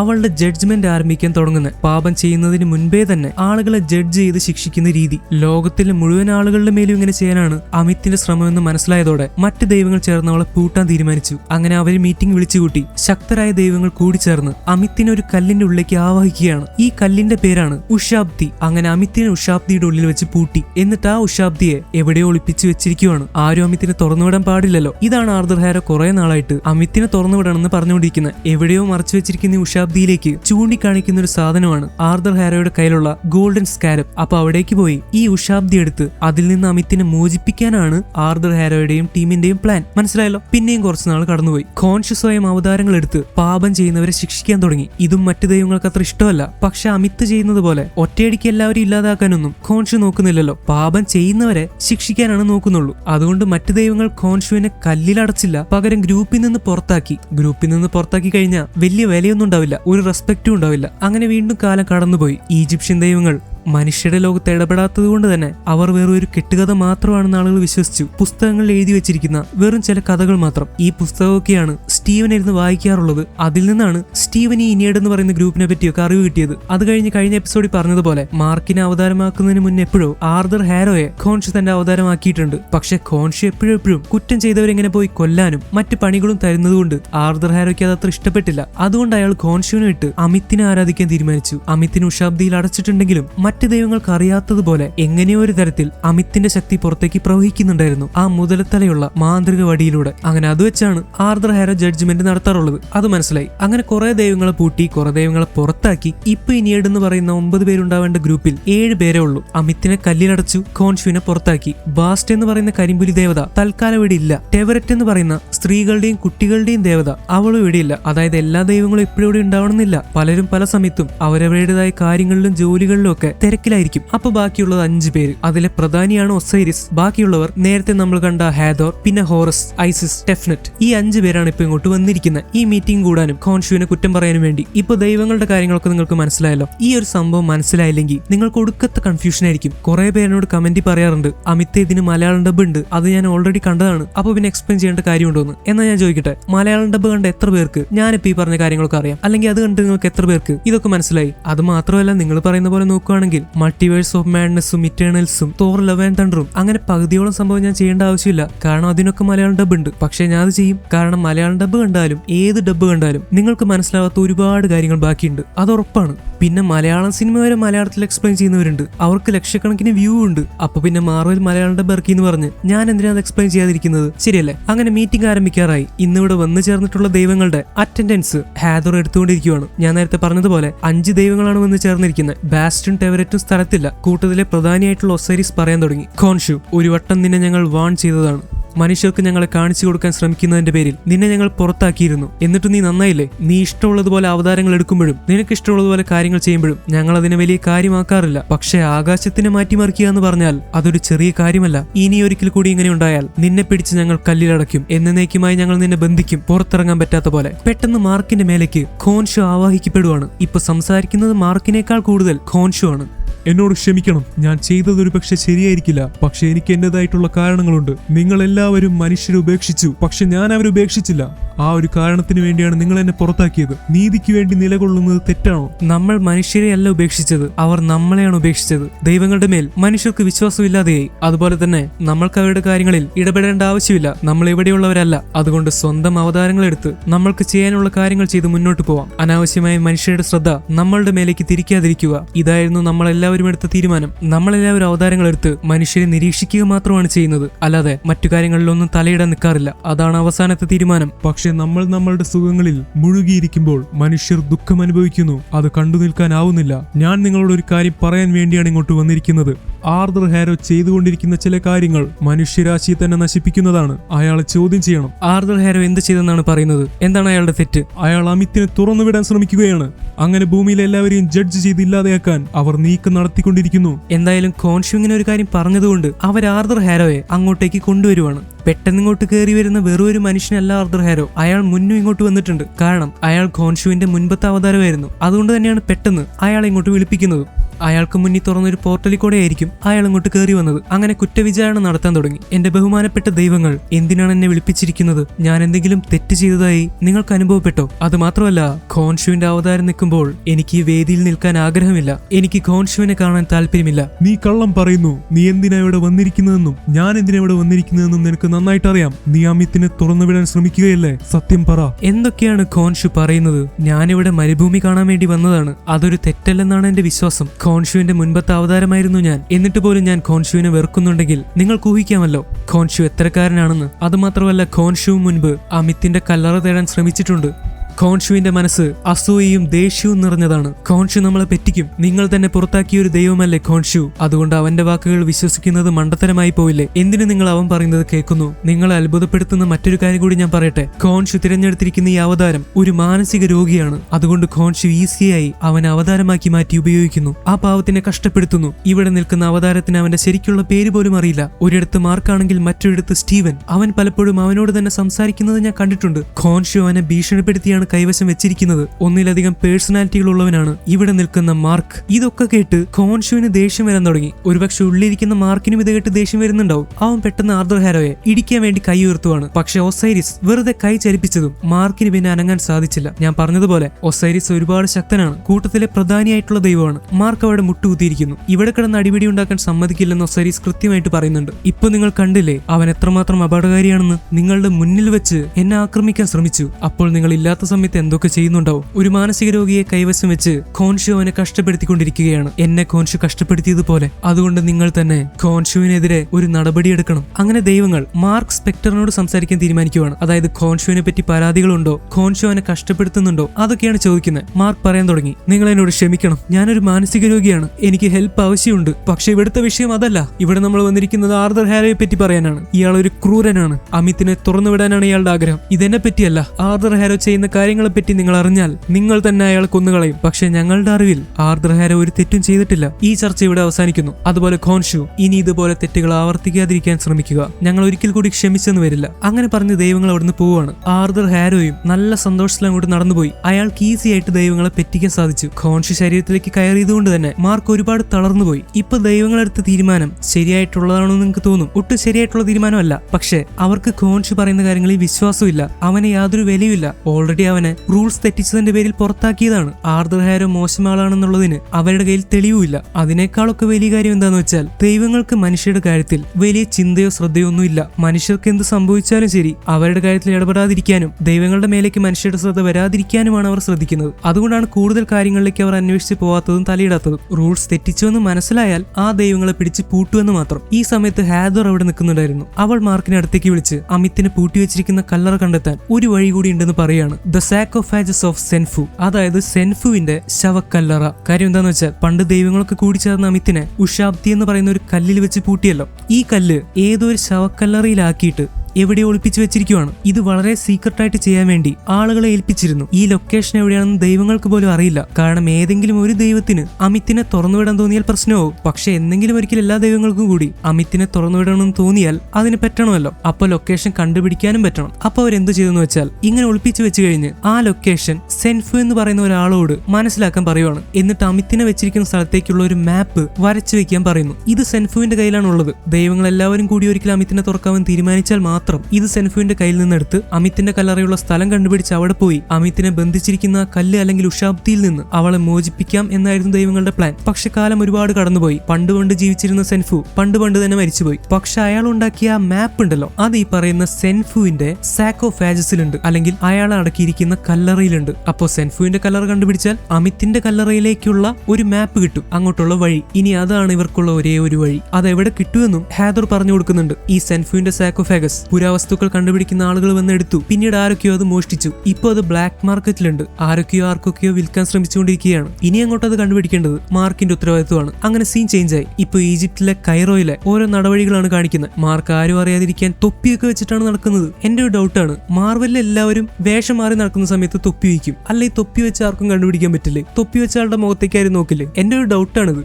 മാർക്ക് അങ്ങനെ നടന്ന് എന്തോ പന്തികേട് തോന്നിയ ഒരു ജ്യൂസ് കടക്കാരന്റെ അടുത്തേക്ക് ചെല്ലുവാണ്. എന്നിട്ട് പോയി സെൻഫുവിന്റെ സാക്കോഫാജസിലേക്കുള്ള വഴി അറിയുമെന്ന് ചോദിക്കുന്നു. അയാൾക്ക് അതിനെപ്പറ്റി അറിയോ ഇല്ലയോ എന്ന് അറിയില്ല. പക്ഷെ അയാൾ പേടിച്ച് അവിടെ നിന്ന് മാറിപ്പോയി. ഒരു പക്ഷെ കുറച്ച് കുഴപ്പം പിടിച്ച കാര്യമായതുകൊണ്ടായിരിക്കാം. പെട്ടെന്നാണ് പിന്നിൽ നിന്ന് ലൈല അങ്ങോട്ട് കയറി വരുന്നത്. ലൈല മാർക്കിന്റെ ലൊക്കേഷൻ ട്രേസ് ചെയ്ത് അങ്ങോട്ട് വന്നിരുന്നു. ഹായ് മിസ്റ്റർ, എന്നെ ഇവിടെ കാണുമെന്ന് തീരെ പ്രതീക്ഷിച്ചില്ലല്ലേ? പക്ഷെ ഞാൻ നിന്റെ പിന്നാലെ തന്നെയുണ്ട് മോനെ. നീ എവിടേക്ക് പോയാലും ഞാൻ നിന്റെ പിന്നാലെ വരും. നീ ഇപ്പൊ എന്തിനാ ലൈല ഇങ്ങോട്ട് വന്നത്? എന്റെ പൊന്നു മോനെ, ഈജിപ്തിലെ കാര്യങ്ങൾ നിന്നെക്കാളും കൂടുതൽ എനിക്കറിയാം. ഞാൻ കുറെ നാൾ ഇവിടെയായിരുന്നു. പിന്നെ നീ ഇവിടുത്തെ മാർക്കറ്റിൽ വെച്ച് കുറെ പേര് ഇടിച്ചല്ലോ. അവര് നിന്നെ തേടി വരില്ല എന്നാണ് വിചാരിക്കുന്നത്? അവരെയൊന്നും എനിക്ക് പേടിയില്ല. ഞാൻ പേടിക്കുന്നത് വേറെ ചില കാര്യങ്ങളെയാണ്. മാർക്ക് അങ്ങനെ പറയാനൊരു കാരണമുണ്ട്. അവിടെ മുകളിലായിട്ട് ഖോൻഷു നിൽക്കുന്നുണ്ടായിരുന്നു. ഖോൻഷുവിന്റെ അടുത്ത ടാർഗറ്റ് ലൈലയാണ്. മാർക്ക് പോയി കഴിഞ്ഞാൽ മിക്കവാറും അവൻ ലൈലയെ പിടിച്ച് അവതാരമാക്കും. ലൈല അതിന് സമ്മതിച്ചാലേ അതിന് പറ്റൂ. പക്ഷെ ഖോൻഷു എങ്ങനെയെങ്കിലും സമ്മതിപ്പിക്കും. അതാണ് അവന്റെ ഒരു കഴിവ്. ഈ കാര്യം മാർക്കിന് അത്ര താല്പര്യമില്ല. അതുകൊണ്ടാണ് മാർക്ക് ലൈലയെ തന്നിൽ നിന്നും മാറ്റി നിർത്താൻ ശ്രമിക്കുന്നത്. എന്തായാലും ലൈല സെൻഫുവിന്റെ കല്ലറ കണ്ടുപിടിക്കാൻ മാർക്കിനെ സഹായിക്കാന്ന് പറയുന്നു. നമ്മൾ നേരത്തെ കണ്ടതുപോലെ ലൈല അത്ര ചെറിയ പുള്ളിയൊന്നുമല്ല. അവൾക്ക് ബ്ലാക്ക് മാർക്കറ്റിലെ ആളുകളുമായിട്ടൊക്കെ അത്യാവശ്യം കണക്ഷൻസ് ഉണ്ട്. അവളൊരു കള്ളിയല്ല, എന്നാലും കണക്ഷൻസ് ഉണ്ട്. ഇപ്പൊ അവരൊരു ബോട്ടിൽ കയറി ലൈലയ്ക്ക് അറിയുന്ന ഒരാളുടെ അടുത്തേക്ക് പോയിക്കൊണ്ടിരിക്കുവാണ്. ലൈല, ഞാൻ നിന്നോട് പറയാതെ ഈജിപ്തിലേക്ക് പോകുന്നതിൽ നിനക്കിനോട് ദേഷ്യം ഉണ്ടാവുമെന്ന് അറിയാം. എന്റെ അമ്മു, മാർക്ക് സോറി പറയാനൊക്കെ പഠിച്ചോ? ഇതൊക്കെ എപ്പോ? ഓക്കെ എന്നാ അത് വിട്. നമ്മളിപ്പോ എന്താണ് ചെയ്യാൻ പോകുന്നതെന്ന് പറ. ആക്ച്വലി ഞാൻ എന്തിനാ നിന്നെ സഹായിക്കുന്നത് നിനക്കറിയോ? ഇനി എങ്ങാനും നീ പറയുന്നത് പോലെ ഈ അമിത് എന്ന് പറയുന്ന ദേവത പുറത്തേക്ക് വന്നാൽ എല്ലാവരും ശിക്ഷിക്കുന്ന കൂട്ടത്തിൽ എന്നെയും ശിക്ഷിക്കില്ലേ? അങ്ങനെ ചാവാതിരിക്കാൻ വേണ്ടിയിട്ടാണ് ഞാൻ നിന്നെ സഹായിക്കുന്നത്. മനസ്സിലായല്ലോ? ഓക്കെ മാഡം, മനസ്സിലായി. ഐ എം സോറി ലൈല, ഞാൻ നിന്നോട് ചെയ്യുന്നതൊക്കെ തെറ്റാണോന്ന് എനിക്ക് അറിയില്ല. നമ്മളിപ്പോ പോകുന്ന സ്ഥലത്ത് സെൻഫുവിന്റെ കല്ലറി ഉണ്ടാവും നിനക്ക് എന്താ ഉറപ്പ്? നമ്മളിപ്പോ പോകുന്നത് മൊഗാർട്ട് എന്ന് പറയുന്ന ഒരാളുടെ അടുത്തേക്കാ. അവൻ ബ്ലാക്ക് മാർക്കറ്റിൽ പുലിയ. ഇഷ്ടം പോലെ പുരാവസ്തുക്കൾ അവന്റെ കയ്യിലുണ്ട്. ഞാൻ എന്റെ സൈഡിൽ നിന്ന് അന്വേഷിച്ചു. അപ്പോഴേ എനിക്ക് മനസ്സിലായേ മൊഗാർട്ടിന്റെ കയ്യിൽ അത് ഉണ്ടാവുമെന്ന്. ഞങ്ങൾ തമ്മിൽ നേരത്തെ പരിചയമുണ്ട്. ഈ സമയത്താണ് മാർക്ക് അവിടെ ഒരു പ്രത്യേക മ്യൂസിക് കേൾക്കുന്നത്. ലൈല, നിനക്ക് ഈ പാട്ട് ഓർമ്മയുണ്ടോ? നമ്മളുടെ വിവാഹ ദിവസമാണ് ലാസ്റ്റ് ആയിട്ട് ഈ പാട്ട് കേട്ടത്. അങ്ങനെ അവർ രണ്ടുപേരും പരസ്പരം നോക്കുവാണ്. രണ്ടുപേർക്കും അങ്ങോട്ടും ഇങ്ങോട്ടും ഇഷ്ടമുണ്ട്. പക്ഷെ കാര്യങ്ങൾ ഡൈവോഴ്സിന്റെ വക്കി വരെ എത്തി. മാർക്കാണ് അതിന്റെ കാരണക്കാരൻ. എന്തുകൊണ്ട് ലൈലയെ ഒഴിവാക്കുന്നു എന്ന് ഞാൻ നേരത്തെ പറഞ്ഞല്ലോ. മാർക്ക്, നിനക്കോട് കാര്യങ്ങൾ തുറന്നു പറയായിരുന്നില്ലേ? ഈ സ്റ്റീവന്റെ കാര്യമൊക്കെ ഞാൻ ഇപ്പോഴല്ല അറിയുന്നത്. കുഴപ്പമില്ല ലൈല, സ്റ്റീവൻ ഇപ്പൊ കൺട്രോളില്ല. മൈ ഗോഡ്, നീ സ്റ്റീവൻ എന്താ ചെയ്ത്? അവനൊരു പാവായിരുന്നു. അയ്യോ, ഞാൻ അവനൊന്നും ചെയ്തിട്ടില്ല. തൽക്കാലം ബോഡിയുടെ കൺട്രോൾ എന്റെ കയ്യില. മാർക്ക്, നീ എന്നോടൊക്കെ നേരത്തെ പറഞ്ഞിരുന്നെങ്കിൽ നമുക്ക് രണ്ടുപേർക്കും ഒരുമിച്ച് ഇതിനെ നേരിടാനായിട്ട് എന്തെങ്കിലും വഴി ഉണ്ടാക്കുമായിരുന്നു. അറിയില്ല ലൈല, പക്ഷെ എന്തോ അത് ശരിയാവുമെന്ന് എനിക്ക് തോന്നിയില്ല. ആക്ച്വലി എനിക്ക് ഇപ്പോഴും അത് തോന്നുന്നില്ല. I am sorry Laila. Mark അങ്ങനെ പറയുന്നതായിട്ട് ലൈലയ്ക്ക് വിഷമമായി. വീണ്ടും അവർ തമ്മിൽ എല്ലാം ശരിയാക്കാൻ ഒരു ചാൻസ് ഉണ്ടായിരുന്നു. പക്ഷെ മാർക്ക് ആ ചാൻസ് കളയുവാണ്. എന്തായാലും മാർക്കും ലൈലയും അങ്ങോട്ട് എത്തി. അപ്പോഴാണ് അവർ ശ്രദ്ധിക്കുന്നത്. അവരെ പിന്തുടർന്ന് ഹാരോയുടെ ആളുകൾ ബോട്ടിൽ വരുന്നുണ്ട്. ഹാരോയുടെ ആൾക്കാർ ഇവരെന്തൊക്കെയാ ചെയ്യുന്നതെന്ന് നിരീക്ഷിച്ചുകൊണ്ടിരിക്കുകയാണ്. അവർ സമയം കളയാതെ മുന്നോട്ട് നടന്നു. ഈ സമയത്ത് ലൈല മാർക്കിന് ഒരു പുതിയ പേരൊക്കെ കൊടുക്കുന്നുണ്ട്. റുഫിനോ എസ്ട്രാഡ. പേര് കേൾക്കുമ്പോൾ തന്നെ മാസമായിട്ടുണ്ടല്ലേ. ലൈല എന്തിനങ്ങനെ ചെയ്യുന്നതെന്ന് വെച്ചാൽ മാർക്ക് ചെന്ന് അവന്റെ ശരിക്കുള്ള പേര് പറഞ്ഞാൽ ശരിയാവില്ലല്ലോ. സ്റ്റീവൻ എന്ന് പറഞ്ഞാലും അവർക്കൊരു ഡൗട്ട് തോന്നും. പക്ഷെ റുഫിനോ എസ്ട്രാഡ എന്നൊക്കെ കേൾക്കുമ്പോൾ എന്തോ വലിയ പുള്ളിയാന്ന് വിചാരിച്ചോളൂ. പെട്ടെന്ന് ഡൗട്ട് അടിക്കുകയില്ല. ഞാനൊരു ഗിഫ്റ്റ് ഷോപ്പിലെ വർക്ക് ചെയ്തുകൊണ്ടിരുന്നെന്ന് പറഞ്ഞാൽ അവർക്ക് ഡൗട്ട് തോന്നുമെന്ന് മാർക്ക് ചോദിക്കുന്നുണ്ട്. അങ്ങനെ പറഞ്ഞാൽ അവർ ഉടനെ ചവിട്ടി പുറത്താക്കുമെന്ന് ലൈലയും പറയുന്നു. അങ്ങനെ അവർ അങ്ങോട്ട് എത്തിയപ്പോൾ ലൈലയ്ക്ക് പരിചയമുള്ള ബെക്ക് എന്ന് പറയുന്ന ഒരാൾ വന്ന് അവരെ സ്വീകരിക്കുന്നുണ്ട്. കുറച്ച് കഴിയുമ്പോഴേക്കും മൊഗാർട്ട് അവർ വന്ന് കാണുമെന്നും പറയുന്നു. മൊഗാർട്ട് അവിടെ കുതിരയോട്ടം നടത്തിക്കൊണ്ടിരിക്കുകയാണ്. കുതിരയുടെ പുറത്ത് കയറി ഓരോ അഭ്യാസങ്ങളൊക്കെ കാണിച്ചുകൊണ്ടിരിക്കുന്നു. കുറച്ച് കഴിഞ്ഞപ്പോൾ അവൻ അവരെ കാണാൻ വേണ്ടി വന്നു. ലൈല എൽ ഫോളെ, എത്ര നാളായി കണ്ടിട്ട്. മാദ്രിപൂരിൽ കണ്ടു കഴിഞ്ഞ് പിന്നെ നമ്മൾ ഇപ്പോഴേ കാണുന്നതല്ലേ. ഹലോ മൊഗാർട്ട്, ഇതാണ് എന്റെ husband Rufino Estrada. Nice to meet you man. ഞാനിങ്ങനെ പുരാവസ്തുക്കളൊക്കെ എന്റെ അടുത്ത് കൊണ്ടുവന്ന് സൂക്ഷിച്ചു വെക്കും. അപ്പോൾ അത് എനിക്ക് മാത്രം കാണാമല്ലോ. പിന്നെ ആവശ്യം വന്നാൽ മാത്രം ചിലതൊക്കെ എടുത്ത് വെക്കും, അത്രേ ഉള്ളൂ. അല്ല, നിങ്ങൾ ഈ സെൻഫുവിന്റെ കല്ലറയെ പറ്റി പ്രത്യേകമായിട്ട് ചോദിക്കാൻ എന്താ കാരണം? ലൈലയുടെ ഹസ്ബൻഡ് പറ. മൊഗാർട്ട് ഇങ്ങനെ പറഞ്ഞുകൊണ്ട് മാർക്കിനെ നോക്കുവാണ്. ആക്ച്വലി മാർക്കിന് ഈ പുരാവസ്തുക്കളെ പറ്റി വലിയ ക്രേസ് ഒന്നും ഇല്ല. അതുകൊണ്ട് മാർക്ക് ഞാൻ ചുമ്മാ ഇതൊക്കെ കാണാൻ വേണ്ടി വന്നതെന്ന് പറയുന്നു. പക്ഷെ സത്യത്തിൽ ബ്ലാക്ക് മാർക്കറ്റിലേക്ക് ആരെങ്കിലും ഇതൊക്കെ ചുമ്മാ കാണാൻ വേണ്ടി വരുമോ? അപ്പൊ തന്നെ മൊഗാർട്ടിന് ഒരു ഡൗട്ട് അടിച്ചു. എന്നാലും അയാൾ വിചാരിച്ചു മാർക്ക് തമാശ പറയായിരിക്കുമെന്ന്. നിങ്ങൾ നേരത്തെ ഒരു സ്ഥലത്തിന്റെ പേര് കേട്ടില്ലേ, മാദ്രിപൂർ? എനിക്ക് എപ്പോഴും ഇങ്ങനെ മാദ്രിപൂർ എന്ന് പറയാൻ പറ്റില്ല. അതുകൊണ്ട് നമ്മൾക്ക് മാദ്രി എന്ന് വിളിക്കാം. ഈ പറയുന്ന മാദ്രി MCUവിന്റെ ഒരു സീരീസ് ആയിട്ടുള്ള ഫാൽക്കൺ ആൻഡ് വിന്റർ സോൾജറിലും പറയുന്നുണ്ട്. അത് അണ്ടർവേൾഡ് പോലെയുള്ള ഒരു സ്ഥലമാണ്. ഒരു ബ്ലാക്ക് മാർക്കറ്റ്, ഇല്ലീഗൽ ആയിട്ടുള്ള കാര്യങ്ങൾ നടക്കുന്ന, സാധനങ്ങൾ വിൽക്കുകയും വാങ്ങുകയും ഒക്കെ ചെയ്യുന്ന ഒരു സ്ഥലം. ഞാൻ പറഞ്ഞതിന്റെ അർത്ഥം മൂൺ നൈറ്റ് MCU തന്നെ ഉള്ളതാണെന്ന് ഉറപ്പിക്കാൻ പറ്റുന്ന ഒരു തെളിവാണ് ഈ പറയുന്ന മാദ്രിപൂർ. പിന്നെ ഞാൻ കഴിഞ്ഞ എപ്പിസോഡിൽ ഒരു ഫൈറ്റിന്റെ ഇടയ്ക്ക് ബസ് കണ്ടപ്പോൾ അതിലെഴുതിയിരിക്കുന്ന GRC ഓർത്തു വയ്ക്കാൻ പറഞ്ഞിരുന്നു. GRC എന്ന് പറഞ്ഞാൽ ഗ്ലോബൽ റിപ്പാട്രിയേഷൻ കൗൺസിൽ. അതെന്താന്ന് വെച്ചാൽ താനോസിന്റെ സ്നാപ്പ് കാരണം മാഞ്ഞു പോയ ആൾക്കാർ തിരിച്ചു വന്ന് കഴിഞ്ഞിട്ട് അവർക്ക് വീടും സ്ഥലമൊന്നും ഇല്ല, വീട് കണ്ടുപിടിക്കാൻ പറ്റുന്നില്ല, ബന്ധുക്കളെ കണ്ടുപിടിക്കാൻ പറ്റുന്നില്ല, പെട്ടെന്ന് എന്ത് ചെയ്യണമെന്ന് അറിയുന്നില്ല. അങ്ങനെ കുറെ പേരുണ്ടാവുമല്ലോ. അവരെ സഹായിക്കാനുള്ള ഒരു ഓർഗനൈസേഷൻ ആണ് ഈ പറയുന്ന GRC. ഇതിനെപ്പറ്റിയും the Falcon and Winter Soldier എന്ന് പറയുന്ന സീരീസിൽ പറയുന്നുണ്ട്. സ്പൈഡർമാൻ ഫാർ ഫ്രം ഹോമിലും ഇതുപോലെ ആളുകളെ സഹായിക്കാൻ വേണ്ടിയിട്ടുള്ള ഒരു മീറ്റിംഗ് നമ്മൾ കണ്ടിരുന്നു. അപ്പോൾ ഇതും മൂൺ നൈറ്റ് MCUവിലാണെന്നുള്ളതിന്റെ മറ്റൊരു തെളിവാണ്. എപ്പിസോഡ് 2-ൽ the man in the ice എന്ന് പറയുന്ന ഒരു ബുക്ക് നമ്മൾ കാണുന്നുണ്ട്. മഞ്ഞിൽ കിടക്കുന്ന മനുഷ്യൻ, ദ മാൻ ഇൻ ഐസ്. അത് ക്യാപ്റ്റൻ അമേരിക്കയെ പറ്റി അല്ലാതെ വേറെ ആരെ പറ്റിയാവാനാ? സ്റ്റീവൻ ബുക്ക് വായിക്കുന്ന സമയത്താണെങ്കിൽ അസ്ഗാർഡിനെ പറ്റിയും വക്കാൻഡയെ പറ്റിയും പേരെഴുതിയിട്ടുള്ള ബുക്കുകൾ അവിടെ ഇരിക്കുന്നുണ്ട്. ഇതൊക്കെ സൂചിപ്പിക്കുന്നത് മൂൺ നൈറ്റ് MCU തന്നെയുള്ളതാണ്. ഇനി വളരെ അപ്രതീക്ഷിതമായിട്ടൊരു സീസൺ 2 അല്ലെങ്കിൽ ഏതെങ്കിലും ഒരു സിനിമയിൽ മൂൺ നൈറ്റ് വരില്ലാന്നോ നമുക്ക് ഉറപ്പിച്ച് പറയാൻ പറ്റില്ല. അതാണ് ഞാൻ ഉദ്ദേശിച്ചത്. എന്തായാലും മൊഗാർട്ട് ലൈലയെയും മാർക്കിനെയും സെൻഫുവിന്റെ കല്ലറയിലേക്ക് കൊണ്ടുപോവാണ്. മാർക്കും ലൈലയും പോയി നോക്കുമ്പോൾ അവർക്ക് ആ കല്ലറിയിൽ നിന്ന് ഒന്നും മനസ്സിലാക്കാൻ പറ്റുന്നില്ല. അവർക്കറിയാത്ത ഏതോ ഒരു ഭാഷയിലാണ് അതിൽ കൊത്തുപണികളൊക്കെ ചെയ്തിരിക്കുന്നത്. ഇതിനിപ്പോ എങ്ങനെയാണ് അമിത്തിന്റെ കല്ലറയിലേക്കുള്ള വഴി കണ്ടുപിടിക്കുക? അങ്ങനെയാണ് അവർ ആലോചിക്കുന്നത്. മൊഗാർട്ടും ആൾക്കാരും പുറത്തു നിൽക്കുന്നുണ്ട്. ഇവർ രണ്ടുപേരും മാത്രമേ ഉള്ളിലേക്ക് കയറിയിട്ടുള്ളൂ. ആ സമയത്ത് റിഫ്ലക്ഷനിൽ കൂടെ സ്റ്റീവും പറയാൻ തുടങ്ങി. ഹലോ, എനിക്കത് പറയാൻ പറ്റും. എനിക്ക് ഇങ്ങനത്തെ കാര്യങ്ങളിലൊക്കെ നല്ല ഇൻട്രസ്റ്റാ. ഈ ഒളിപ്പിച്ചു വെച്ചിരിക്കുന്ന മാപ്പും അമിത്തിന്റെ കല്ലറയിലേക്കുള്ള ലൊക്കേഷനൊക്കെ എനിക്ക് ചിലപ്പോൾ പറയാൻ പറ്റും. ലൈല, നീ കുറച്ചേരം ഒന്ന് പുറത്തേക്ക് നിൽക്കുകയാണെങ്കിൽ എനിക്ക് സ്റ്റീവന്റെ അടുത്ത് ഈ കാര്യങ്ങൾ ചോദിച്ച് മനസ്സിലാക്കായിരുന്നു. ഓക്കെ മാർക്ക്, എന്താണെങ്കിലും പെട്ടെന്ന് വേണം. മൊഗാർട്ടിന് ഓൾറെഡി നമ്മളെ ഡൗട്ട് അടിച്ചിട്ടുണ്ട്. അങ്ങനെ പറഞ്ഞ് ലൈല പുറത്തേക്ക് പോയി. ഓക്കെ സ്റ്റീവൻ, ഇനി നീ സംസാരിക്കും. ഇപ്പൊ എങ്ങനെയാ അത് കണ്ടുപിടിക്കേണ്ടത്? ഓഹോ, നിന്റെ കളി കൊള്ളാലോ. നീ എനിക്ക് ബോഡിയും തരില്ല, എന്നെ ഹെൽപ്പും വേണമല്ലേ? മര്യാദക്ക് നീ എനിക്ക് ബോഡി തന്നു. അങ്ങനെയാണെങ്കിൽ ഞാൻ എന്തെങ്കിലുമൊക്കെ പറഞ്ഞുതരാം. സ്റ്റീവൻ, ഇപ്പൊ വഴക്കിടാനുള്ള സമയമല്ല. ഇത് എത്രയും പെട്ടെന്ന് തീർത്താ നിനക്കും എനിക്ക് അത് തന്നെയാണ് നല്ലത്. നിനക്ക് എന്തെങ്കിലും അറിയെങ്കിൽ അത് ഇപ്പൊ പറ. എന്തായാലും മാർക്ക് അവിടെ നിന്ന് ഇങ്ങനെ സംസാരിക്കുമ്പോൾ എന്തോ പന്തികേട് തോന്നിയതുകൊണ്ട് അവരുള്ളിലേക്ക് പോകാൻ നോക്കുവാണ്. പക്ഷെ ലൈല അവരോട് മാർക്ക് കുറച്ചധികം വിശ്വാസിയാണെന്നും അവൻ ഈജിപ്തിലെ ദൈവങ്ങളോടൊക്കെ ഇങ്ങനെ ശവക്കല്ലറ കാണുന്ന സമയത്ത് ഒറ്റയ്ക്ക് നിന്ന് പ്രാർത്ഥിക്കാറുണ്ടെന്നും പറയുന്നു. അങ്ങനെ കുറച്ചു നേരം കൂടി അവർക്ക് ടൈം കിട്ടി. ദേ, എനിക്ക് പറയാനുള്ള കാര്യം ഞാൻ പറഞ്ഞു. എനിക്ക് എന്റെ ബോഡിയുടെ കൺട്രോൾ കിട്ടണം, ഇല്ലെങ്കിൽ ഞാൻ ഒരു തേങ്ങയും പറയില്ല. ഓക്കെ സ്റ്റീവൻ, അപ്പൊ ഞാൻ ഈ നിൽക്കുന്നവരെയൊക്കെ കൊല്ലണമെന്നാണ് നിന്റെ ആഗ്രഹം. എന്നാ അങ്ങനെ തന്നെ ആവട്ടെ, ഞാൻ എല്ലാവരെയും കൊന്നേക്കാം. എന്നിട്ട് ഈ പെട്ടി ഞാൻ ഇവിടെ നിർത്തിട്ട് പോവാം. അയ്യോ വേണ്ട മാർക്ക്, അങ്ങനെയൊന്നും ചെയ്യണ്ട. നിന്നെ എന്തെങ്കിലും ഞാൻ ശരിയാക്കി തരാം. എന്തായാലും ഇപ്പൊ നിന്റെ ആഗ്രഹം നടക്കട്ടെ, ഞാൻ കാര്യങ്ങൾ പറഞ്ഞുതരാം. തൽക്കാലം നീ പ്രശ്നമൊന്നും ഉണ്ടാക്കാൻ നിൽക്കണ്ട. അങ്ങനെ വഴിക്കുക, ഇനി സമയം കളയാതെ പറ. അങ്ങനെ സ്റ്റീവൻ പറയുന്നതനുസരിച്ച് മാർക്ക് കാര്യങ്ങൾ ചെയ്യാൻ തുടങ്ങി. ശവക്കല്ലറയുടെ ഏറ്റവും മുകളിലായിട്ട് കുറെ ചിത്രങ്ങൾ വരച്ച പോലെയുള്ള സംഭവങ്ങൾ ഇരിക്കുന്നുണ്ട്. സ്റ്റീവൻ അതെടുത്തൊരു പ്രത്യേക രീതിയിൽ മടക്കാൻ പറയുവാണ്. അങ്ങനെ മടക്കി മടക്കി വരുമ്പോൾ അതൊരു നക്ഷത്രത്തിന്റെ ഷേപ്പ് ആവും. ഈ ഷേപ്പിൽ ഒരു മാപ്പ് ഒളിഞ്ഞിരിക്കുന്നുണ്ട്. അത് നോക്കി പോയാൽ അമിത്തിന്റെ കല്ലറയിലേക്ക് എത്താൻ പറ്റും. മാർക്ക് ഇങ്ങനെ ചെയ്തുകൊണ്ടിരിക്കുമ്പോഴാണ് പെട്ടെന്ന് മൊഗാർട്ടും ടീമും അങ്ങോട്ട് വരുന്നത്. അവർക്ക് മനസ്സിലായി മാർക്ക് പ്രാർത്ഥിക്കൊന്നുമല്ല, അവന് വേറെ എന്തൊക്കെയോ ഉദ്ദേശമുണ്ടെന്ന്. പക്ഷെ മാർക്ക് ആരമോൻ തന്റെ നേരെ ചൂണ്ടിയ തോക്ക് നിമിഷ നേരം കൊണ്ട് മാർക്ക് തിരിച്ചു പിടിച്ച് അവരുടെ നേരെ ചൂണ്ടുവാണ്. പക്ഷെ അപ്പോഴേക്കും മൊഗാർട്ടും ആളുകളും ലൈലയെ ഗൺ പോയിന്റ് വയ്ക്കുന്നു. അതുകൊണ്ട് മാർക്ക് തോക്ക് തിരിച്ചു കൊടുത്തു. മൊഗാർട്ട് അങ്ങോട്ട് വരാൻ തുടങ്ങി. നീ ഞാൻ വേറെ ഒരു മണ്ടനാന്ന് വിചാരിച്ചോ? മുട്ടേ നിക്കടാ. ഓക്കെ ലൈലയെ ഒന്നും ചെയ്യല്ലേ. ലൈല, അപ്പൊ നീ എന്നെ പെറ്റിക്കാനാണ് ഇങ്ങോട്ട് വന്നത്? നീ ഇങ്ങനെ ചെയ്യുന്ന ഞാൻ വിചാരിച്ചില്ല. മൊഗാർട്ട് പ്ലീസ്, ഞാൻ നിന്നെ പെറ്റിക്കാൻ വന്നതല്ല. ആക്ച്വലി നമ്മൾക്ക് മനസ്സിലാക്കാവുന്നതിൽ അപ്പുറത്താണ് കാര്യങ്ങൾ. ഭൂമിയിൽ ഒരുപാട് ജീവനുകൾ രക്ഷിക്കാനാണ് ഞങ്ങൾ നോക്കുന്നത്. എന്തായാലും മൊഗാർട്ട്, മാർക്ക് എന്താണ് ആ കല്ലറയിൽ ചെയ്തുകൊണ്ടിരുന്നത് നോക്കാൻ വേണ്ടി അങ്ങോട്ട് പോവാണ്. അപ്പോഴാണ് അവന്റെ ഒരാൾ വന്ന് പറയുന്നത് നമ്മൾക്ക് ഒരു അതിഥി കൂടി ഉണ്ടെന്ന്. നോക്കുമ്പോ ദേ ഹാരോയും ടീമും അങ്ങോട്ട് വരുന്നു. നേരത്തെ കുറച്ച് പേര് മാർക്കിനെയും ലൈലയും ഫോളോ ചെയ്തിരുന്നല്ലോ. അവർ ചെന്ന് ഇൻഫർമേഷൻ കൊടുത്തപ്പോ ഹാരോയും ടീമും നേരെ ഇങ്ങോട്ട് കെട്ടിയെടുത്തു. ഈ ആർദർ ഹാരോ സംസാരിച്ച ആളുകളെ വീഴ്ത്തുന്ന ഒരുത്തന. അയാൾ പറയാൻ തുടങ്ങി, ഹായ് മിസ്റ്റർ മൊഗാർട്ട്, അങ്ങനെയല്ലേ പേര്? നിന്നോട് അവർ രണ്ടുപേരും എന്ത് പറഞ്ഞതെന്ന് എനിക്കറിയില്ല. പക്ഷേ നിനക്ക് ഊഹിക്കാവുന്നതിനേക്കാൾ കൂടുതൽ കാര്യങ്ങൾ എന്നെ കൊണ്ട് നിനക്ക് തരാൻ സാധിക്കും. ഒരു നിധി തന്നെയാണ് നമ്മളുടെ മുന്നിലുള്ളത്. അത് നിനക്ക് സ്വന്തമാക്കാം. എന്റെ കൂടെ വരികയാണെങ്കിൽ അതിന്റെ ഒരു പങ്ക് നിനക്കും തരാം. മൊഗാർട്ട്, അയാൾ പറയുന്നൊന്നും കേക്കല്ലേ. അയാൾ ഒരു ദുഷ്ടനാ. ലോകത്തുള്ള മില്യൺ കണക്കിന് ആൾക്കാരെ കൊന്നുകളയാൻ അയാൾ നോക്കുന്നത്. അത് ഒറ്റയടിക്ക്. എന്നെ വിശ്വസിക്ക്. വായടക്കടി. ഇത്രയൊക്കെ ചെയ്തിട്ട് ഞാനിനി നിന്നെ വിശ്വസിക്കണമെന്നാണ് പറയുന്നത്. നോ, നമ്മൾക്ക് വയലൻസിലേക്ക് പോകേണ്ട ആവശ്യമില്ല. നമ്മൾക്കെല്ലാം പറഞ്ഞ് ഒത്തുതീർപ്പാക്കാം. പിന്നെ എനിക്ക് ലൈലയോട് ചില കാര്യങ്ങൾ പറയാനുണ്ട്. നിന്റെ അച്ഛൻ അബ്ദുള്ള അൽ ഫോളി മരിച്ചതിൽ നിനക്ക് ഇപ്പോഴും വിഷമമുണ്ടല്ലേ? പക്ഷേ അദ്ദേഹം എങ്ങനെയാണ് മരിച്ചതെന്ന് നിനക്കറിയോ? ആരാണ് അയാളെ കൊന്നതെന്ന് നിനക്കറിയോ? ഒരുപക്ഷെ നിന്റെ ഹസ്ബൻഡിനോട് ചോദിച്ചാൽ മനസ്സിലാവും. അവൻ നിന്നോട് ചില കാര്യങ്ങൾ പറയാതിരിക്കുന്നുണ്ട്. മാർക്കിന് സ്വയം ചില കാര്യങ്ങൾ ചെയ്തതിൽ കുറ്റബോധമുണ്ട്. സ്വയം അവനെ വെറുക്കുന്നു. അതുപോലെ ലൈലയും അവനെ വെറുക്കണ്ട എന്നുള്ളത് കൊണ്ടാണ് അവൻ ലൈലയുടെ അച്ഛനെ പറ്റിയുള്ള സത്യങ്ങൾ അവളോട് പറയാത്തത്. ശരിയല്ലേ മാർക്ക്? താനിവിടുന്ന് ജീവനോടെ പോവില്ല. മര്യാദക്ക് വായടക്കെ. വേണ്ടാത്ത കാര്യങ്ങൾ വിളിച്ച് പറയരുത്. എന്തായാലും ഹാരോയി പറഞ്ഞതൊക്കെ കേട്ട് ലൈലയ്ക്ക് ഭയങ്കര കൺഫ്യൂഷനായി. ഒരുപക്ഷെ അയാൾ പറയുന്നത് ശരിയാണെങ്കിൽ എന്തായിരിക്കും മാർക്ക് തന്നോട് മറച്ചു വെക്കുന്നത്? ഈ സമയത്ത് മൊഗാർട്ടിന്റെ അടുത്ത് തന്റെ പക്കലുള്ള ശക്തികൾ കാണിക്കാൻ വേണ്ടി ഹാരോ അവനെ കൂട്ടിക്കൊണ്ടുപോവാണ്. കോൺഷു ആ സമയത്ത് അങ്ങോട്ട് വരുന്നുണ്ട്. ഹേയ് മാർക്ക്, നീ ഇനി എന്തിനാ കാത്തു നിൽക്കുന്നേ? നിന്റെ സ്യൂട്ട് പുറത്തെടുത്ത് മൂൺ നൈറ്റ് ആവ്. ഇനി അതല്ലാതെ മറ്റൊരു രക്ഷയില്ല. ഈ ദുഷ്ടന്മാർക്ക് അവർ അർഹിക്കുന്ന മരണം കൊടുക്ക്. ഇനി കാത്തു നിൽക്കാൻ സമയമില്ല.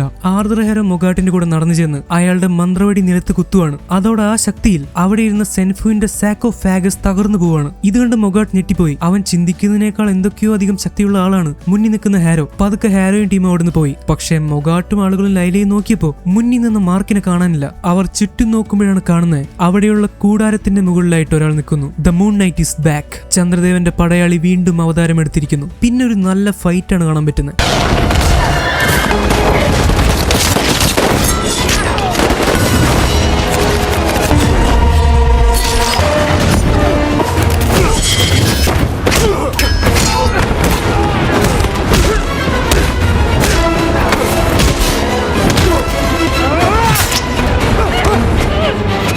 മൊഗാർട്ടിന്റെ ആളുകൾ അവരെ കൊല്ലാൻ വേണ്ടി ഓടിക്കൂടി. ലൈല തോക്കെടുത്ത് അവരെ ആക്രമിക്കുന്നുണ്ട്. ലൈലയ്ക്ക് വെടികൊള്ളാതിരിക്കാൻ മൂൺ നൈറ്റ് വന്ന് അവന്റെ സ്യൂട്ട് ഉപയോഗിച്ച് വെടിയുണ്ടകളെ തടയുന്നുണ്ട്. തന്റെ പ്രത്യേക മൂൺ ബ്ലേഡ്സ് വെച്ച് അവൻ ഓരോരുത്തരായിട്ട് തീർക്കാൻ തുടങ്ങി. ഈ സമയത്ത് ലൈല സെൻഫുവിന്റെ കല്ലറയിലേക്ക് ചെല്ലുന്നുണ്ട്. പക്ഷെ അവർ നോക്കിക്കൊണ്ടിരുന്ന ആ മാപ്പ് കുറെയൊക്കെ കത്തി നശിച്ചു. ആ കല്ലറയും പൊളിഞ്ഞു. ഈ സമയത്ത് ബെക്ക് അങ്ങോട്ട് വരുവാണ്. ലൈല അയാളോട് ഫൈറ്റ് ചെയ്യുന്നുണ്ടെങ്കിലും അവൾക്ക് പിടിച്ചു നിൽക്കാൻ പറ്റുന്നില്ല. ഈ സമയത്ത് മാർക്ക് മൂൺ നൈറ്റ് ആയിട്ട് എല്ലാവരെയും പഞ്ഞിക്കിട്ടുകൊണ്ടിരിക്കുവാണ്. അങ്ങനെ തന്നെ വെടിവെക്കാൻ വന്നൊരുത്തനെ കൊല്ലാൻ പോകുന്നതിന്റെ ഇടയ്ക്ക് സ്റ്റീവൻ അടുക്കി കയറി. മാർക്ക്, നീ ഇങ്ങനെ ചെയ്യല്ലേ. നീ അയാളെ കൊല്ലണ്ട. നിന്റെ ബോഡി എനിക്ക് വിട്ടുതാ പ്ലീസ്. മാർക്ക്, ആരെയും കൊല്ലാൻ പാടില്ല.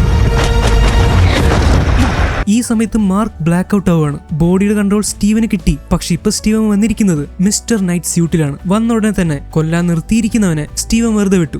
ഓ ഐ എം സോറി മാൻ, ഞാൻ വേണമെന്ന് വിചാരിച്ച് കഴുത്തി പിടിച്ചതല്ല കേട്ടോ. കുഴപ്പമൊന്നുമില്ലല്ലോ. ദേ എല്ലാവരോടും കൂടി പറയുക, ഞാൻ ആരെങ്കിലും ഇടിച്ചിട്ടുണ്ടെങ്കിൽ സോറി. നമ്മൾ തമ്മിൽ പ്രശ്നമൊന്നുമില്ലല്ലോ. എല്ലാവരും ഹാപ്പി അല്ലേ? അപ്പൊ നമുക്ക് സന്തോഷമായിട്ട് പിരിയാം. പക്ഷെ സ്റ്റീവനെ പോലെ പാവമല്ലല്ലോ എല്ലാവരും. അവന്മാര് കുതിരപ്പുറത്ത് വന്ന് പാവം സ്റ്റീവനെ ഓരോ സൈഡിൽ നിന്ന് കുന്തം കുത്തി കയറ്റാൻ തുടങ്ങി. 2 കുന്തം തുളച്ചു കയറി കഴിഞ്ഞപ്പോ സ്റ്റീവൻ മാർക്കിനോട് ബോഡി തിരിച്ചെടുത്തോളം പറയുവാണ്. അല്ലെങ്കിൽ ഫൈറ്റ് ചെയ്യാൻ പറ്റാതെ ഇവിടെ കിടന്ന് കുത്തുകൊണ്ട് ചാവും. അങ്ങനെ വീണ്ടും ബ്ലാക്ക് ഔട്ടായി ബോഡി മാർക്കിന് കിട്ടുവാണ് വിത്ത് മൂൺ നൈറ്റ് സ്യൂട്ട്. മാർക്ക് വന്ന ഉടനെ മേല് കുത്തി കയറിയിരിക്കുന്ന കുന്തമൊക്കെ ഒടിച്ച് കളഞ്ഞ് വീണ്ടും ഫൈറ്റ് ചെയ്യാൻ തുടങ്ങി. ഒരുത്തം വന്ന് വീണ്ടും അവന്റെ മേലേക്ക് കുന്തം കുത്തി കയറ്റുന്നുണ്ട്. പക്ഷെ മൂൺ നൈറ്റ് വെറുതെ വിടുവോ? തന്നെ കുത്തിയ കുന്തത്തിൽ തന്നെ മൂൺ നൈറ്റ് അവനെ പിടിച്ച് കോർത്തു വിട്ടു. പക്ഷെ ഈ സമയത്ത് കൂടുതൽ ആളുകൾ മൂൺ നൈറ്റിനെ വന്ന് കുന്തം കൊണ്ട് കുത്താൻ തുടങ്ങി. അവന്റെ കാലിലും കയ്യിലും ഒക്കെ ആയിട്ട് കുന്തം വെച്ച് കുത്തി അവനെ അനങ്ങാൻ പറ്റാത്ത പോലെ നിർത്തുവാണ്. ഇവിടെ നിങ്ങളൊരു കാര്യം ശ്രദ്ധിക്കണം. നമ്മളുടെ തോറിന്റെ മേലും മറ്റുമാണ് ഒരാളിങ്ങനെ കുന്തം കൊണ്ട് കുത്തുന്നതെങ്കിൽ തോറിന് ഒരു പോറൽ പോലും ഏൽക്കില്ല. പക്ഷെ ഇങ്ങോട്ട് വരുമ്പോ ഒരു വ്യത്യാസമുണ്ട്. മൂൺ നൈറ്റിന്റെ മേല് പരിക്കുകളൊക്കെ പറ്റും. പക്ഷെ ഖോൻഷുവിന്റെ അവതാരം ആയതുകൊണ്ട് ആ മുറിവുകൾ പെട്ടെന്ന് ഭേദമാവുകയും ചെയ്യും. എന്തൊക്കെ മുറിവ് പറ്റിയാലും അതൊക്കെ ഹീലാവും. പക്ഷെ മുറിവ് പറ്റും. തോറിനായ പോലും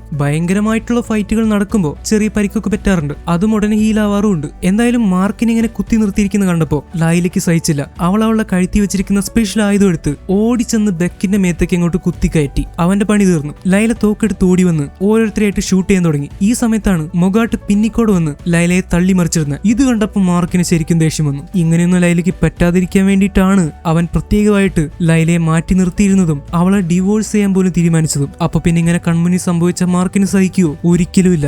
അവൻ അലറിക്കൊണ്ട് ഉയർത്തെഴുന്നേറ്റു. ഒരൊറ്റ സെക്കൻഡിനുള്ളിൽ തന്റെ മേല് കുത്തിവെച്ച കുന്തമൊക്കെ ഒടിച്ചെടുത്ത് ചുറ്റും നിൽക്കുന്നവന്മാരുടെ മേല് കുത്തിക്കയറ്റി അങ്ങോട്ട് നിലത്തിട്ടു. മാർക്കിന്റെ കൺട്രോൾ പോയ പിന്നെ പറഞ്ഞിട്ട് കാര്യമില്ല. സ്റ്റീവൻ വേറെ, മാർക്ക് വേറെ. ഈ സമയത്ത് മൊഗാട്ട് കുതിരപ്പുറത്ത് കുന്തവും കൊണ്ട് ലൈലയെ കുത്താൻ വേണ്ടി ഓടി വരുവാണ്. മാർക്കും നല്ല സ്പീഡിൽ ലൈലയെ രക്ഷിക്കാൻ വേണ്ടി ഓടി. അവൻ ലൈലയെ പിടിച്ചു മാറ്റി കുതിരപ്പുറത്ത് പോകുന്ന മൊഗാട്ടിന്റെ മേലേക്ക് ഒരു മൂൺ ബ്ലേഡ് അങ്ങോട്ട് വിടുവാണ്. അത് നേരെ ചെന്ന് മൊഗാട്ടിന്റെ പിന്നിലായിട്ട് തറച്ചു കയറി. മിക്കവാറും അയാൾ മരിച്ചു കാണും. മരിച്ചു. Rest in peace Mogart. എന്തായാലും എല്ലാവരും തീർന്നതുകൊണ്ട് ഇനി വരെ തടയാൻ ആരുമില്ല. പക്ഷേ ഈ സ്ഥലം അത്ര സേഫ് അല്ല. എത്രയും പെട്ടെന്ന് ഇവിടുന്ന് രക്ഷപ്പെടണം. ഖോൻഷു അവരോട് സമയം പോയിക്കൊണ്ടിരിക്കുകയാണെന്ന് പറയുന്നു. ഖോൻഷുവിനെ ലൈലയ്ക്ക് കാണാനോ കേൾക്കാനോ പറ്റില്ല, നിങ്ങൾ മറക്കരുത്. ഇപ്പൊ അവർ രണ്ടുപേരും കാറിൽ പോയിക്കൊണ്ടിരിക്കുകയാണ്. ലൈലയ്ക്ക് ഇപ്പൊ ചെറിയ ഡൗട്ടുകളൊക്കെ ഉണ്ട്. മാർക്ക്, ആ ഹാരോ എന്താ പറഞ്ഞുകൊണ്ടിരുന്ന എന്റെ അച്ഛനെ പറ്റിയും നിന്നെ പറ്റിയൊക്കെ നീ എന്നോട് എന്തോ മറച്ചു വെക്കുന്നുണ്ടെന്നാണല്ലോ അയാൾ പറയുന്നത്. എനിക്കറിയില്ലല്ലോ. അയാൾ അങ്ങനെ പലതും പറയും. അയാൾ ആളുകളെ തമ്മിൽ തെറ്റിക്കാൻ നോക്കുന്നവനാ. ഹാരോയ്ക്ക് എങ്ങനെ ഇത്ര കാര്യങ്ങളൊക്കെ അറിയാം? എനിക്കൊന്നും ശരിയായിട്ട് തോന്നുന്നില്ല. ലൈല അത് വിട്. അയാൾ നമ്മുടെ തലയിൽ കയറിയിരുന്ന് നമ്മളെ തമ്മിൽ അടുപ്പിക്കാൻ നോക്കുക. അയാൾ വലിയ ആളെന്ന് അയാളുടെ വിചാരം. മാർക്ക്, ഓരോ വട്ടം ഞാൻ നിന്നെ പറ്റിയുള്ള ഓരോ സീക്രട്ട് അറിയുമ്പോഴും വിചാരിക്കും ഇതായിരിക്കും അവസാനത്തേന്ന്. അപ്പോഴായിരിക്കും നിന്നെ പറ്റിയുള്ള പുതിയൊരു സീക്രട്ട് മനസ്സിലാവുന്നത്. ഇതിനൊരു അവസാനമില്ലേ? ഐ എം സോറി ലൈല, പക്ഷെ നിനക്കെന്നെ പറ്റി അറിയാത്തതും അറിയാൻ പാടില്ലാത്തതുമായിട്ടുള്ള ഒരുപാട് കാര്യങ്ങളുണ്ട്. എന്നാൽ ഇത് കേട്ട് ലൈലയുടെ കണ്ണ് നിറയുന്നുണ്ട്. അവൾ മാർക്കിനെ അത്ര സ്നേഹിച്ചിട്ടും മാർക്ക് എല്ലാ കാര്യങ്ങളും അവളോട് തുറന്നു പറയുന്നില്ല. അങ്ങനെ അവരിപ്പോ കാർ ഓടിച്ച് മരുഭൂമിയിൽ ഒരു ഒറ്റപ്പെട്ട സ്ഥലത്തേക്ക് എത്തി. ഇപ്പൊ നഷ്ടപ്പെട്ടു പോയ മാപ്പിന്റെ കഷ്ണങ്ങളൊക്കെ അവർ കൂട്ടിവെച്ച് നോക്കുവാണ്. പക്ഷെ അവർക്ക് രണ്ടുപേർക്കും ഒരു ഐഡിയ ഇല്ല. ഈ കാര്യത്തിന് അവൻ തന്നെ വേണ്ടിവരും, നമ്മുടെ സ്റ്റീവൻ ഗ്രാൻഡ്.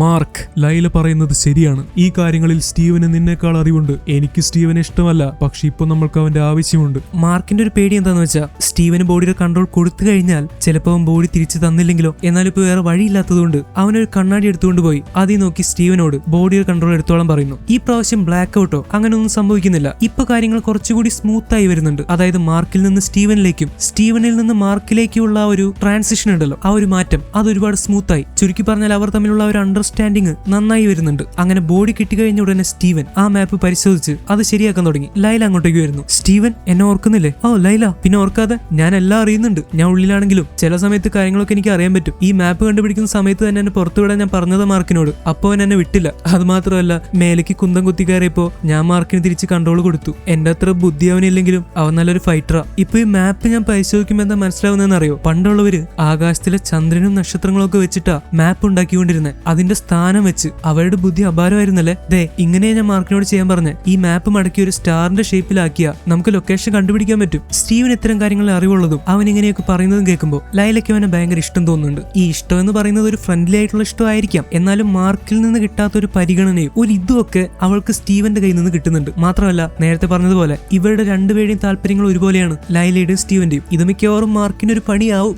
എന്തായാലും ലൈല അവളുടെ കയ്യിലുള്ള ഡിവൈസിലെ ഒരു ആപ്പ് വെച്ചിട്ട് ഈ മാപ്പ് സ്കാൻ ചെയ്ത് നോക്കുവാണ്. പക്ഷെ നക്ഷത്രങ്ങളുടെ സ്ഥാനം വെച്ച് അവൾക്ക് എക്സാക്ട്ലി ആ ലൊക്കേഷൻ കണ്ടുപിടിക്കാൻ പറ്റുന്നില്ല. അതിന്റെ കാരണം എന്താണെന്ന് സ്റ്റീവൻ പറയുമ്പോൾ അവർ ഞെട്ടിപ്പോവാണ്. ഈ മാപ്പ് തയ്യാറാക്കിയ സെൻഫു 2000 വർഷങ്ങൾക്ക് മുൻപ് ജീവിച്ചിരുന്ന ആളാണ്. 2000 വർഷങ്ങൾ മുൻപത്തെ നക്ഷത്രങ്ങളുടെ സ്ഥാനം വെച്ചാണ് ഈ മാപ്പ് വരച്ചിരിക്കുന്നത്. ഓരോ വർഷം കൂടുമ്പോൾ പോലും നക്ഷത്രങ്ങളുടെയും ഭൂമിയുടെയും ഒക്കെ സ്ഥാനം മാറുന്നുണ്ട്. അപ്പൊ 2000 വർഷങ്ങൾ കഴിയുമ്പോൾ എന്തൊക്കെ മാറ്റങ്ങൾ വന്നിട്ടുണ്ടാവും. അതുകൊണ്ട് ഇപ്പോഴത്തെ നക്ഷത്രങ്ങളുടെ സ്ഥാനം വെച്ച് ഈ മാപ്പിലെ ലൊക്കേഷൻ കണ്ടുപിടിക്കാൻ പറ്റില്ല. 2000 വർഷങ്ങൾക്ക് മുന്നത്തെ നക്ഷത്രങ്ങളുടെ സ്ഥാനം ഇവരെങ്ങനെ കണ്ടുപിടിക്കുക? ആ സമയത്താണ് ഖോൻഷു അങ്ങോട്ട് വരുന്നത്. എനിക്കത് ഓർമ്മയുണ്ട്. എനിക്ക് എല്ലാ രാത്രികളും ഓർമ്മയുണ്ട്. എല്ലാ രാത്രിയിലെയും ആകാശം എന്റെ ഓർമ്മയിൽ തെളിഞ്ഞു നിൽക്കുന്നു. ഞാൻ ചന്ദ്രന്റെയും നക്ഷത്രങ്ങളുടെയും രാത്രിയിലെ ആകാശത്തിന്റെയും ദൈവമാണ്. എനിക്ക് ആകാശത്തെ പിന്നോട്ട് കൊണ്ടുപോകാൻ സാധിക്കും. 2000 വർഷങ്ങൾക്ക് മുൻപത്തെ ആകാശം നിങ്ങൾക്ക് കാണിച്ചു തരാൻ എനിക്ക് സാധിക്കും. പക്ഷേ അത് നിങ്ങൾക്ക് മാത്രമല്ല കാണാൻ സാധിക്കുക, ഈ ലോകത്ത് എല്ലാവർക്കും കാണാൻ സാധിക്കും. മറ്റ് ദൈവങ്ങൾക്കടക്കം. ഞാൻ ഇങ്ങനെ ചെയ്താൽ മനുഷ്യരുടെ ശ്രദ്ധ ദൈവങ്ങളിലേക്ക് വരാൻ സാധ്യതയുണ്ട്. അവരെന്നെ ഒരു തവണ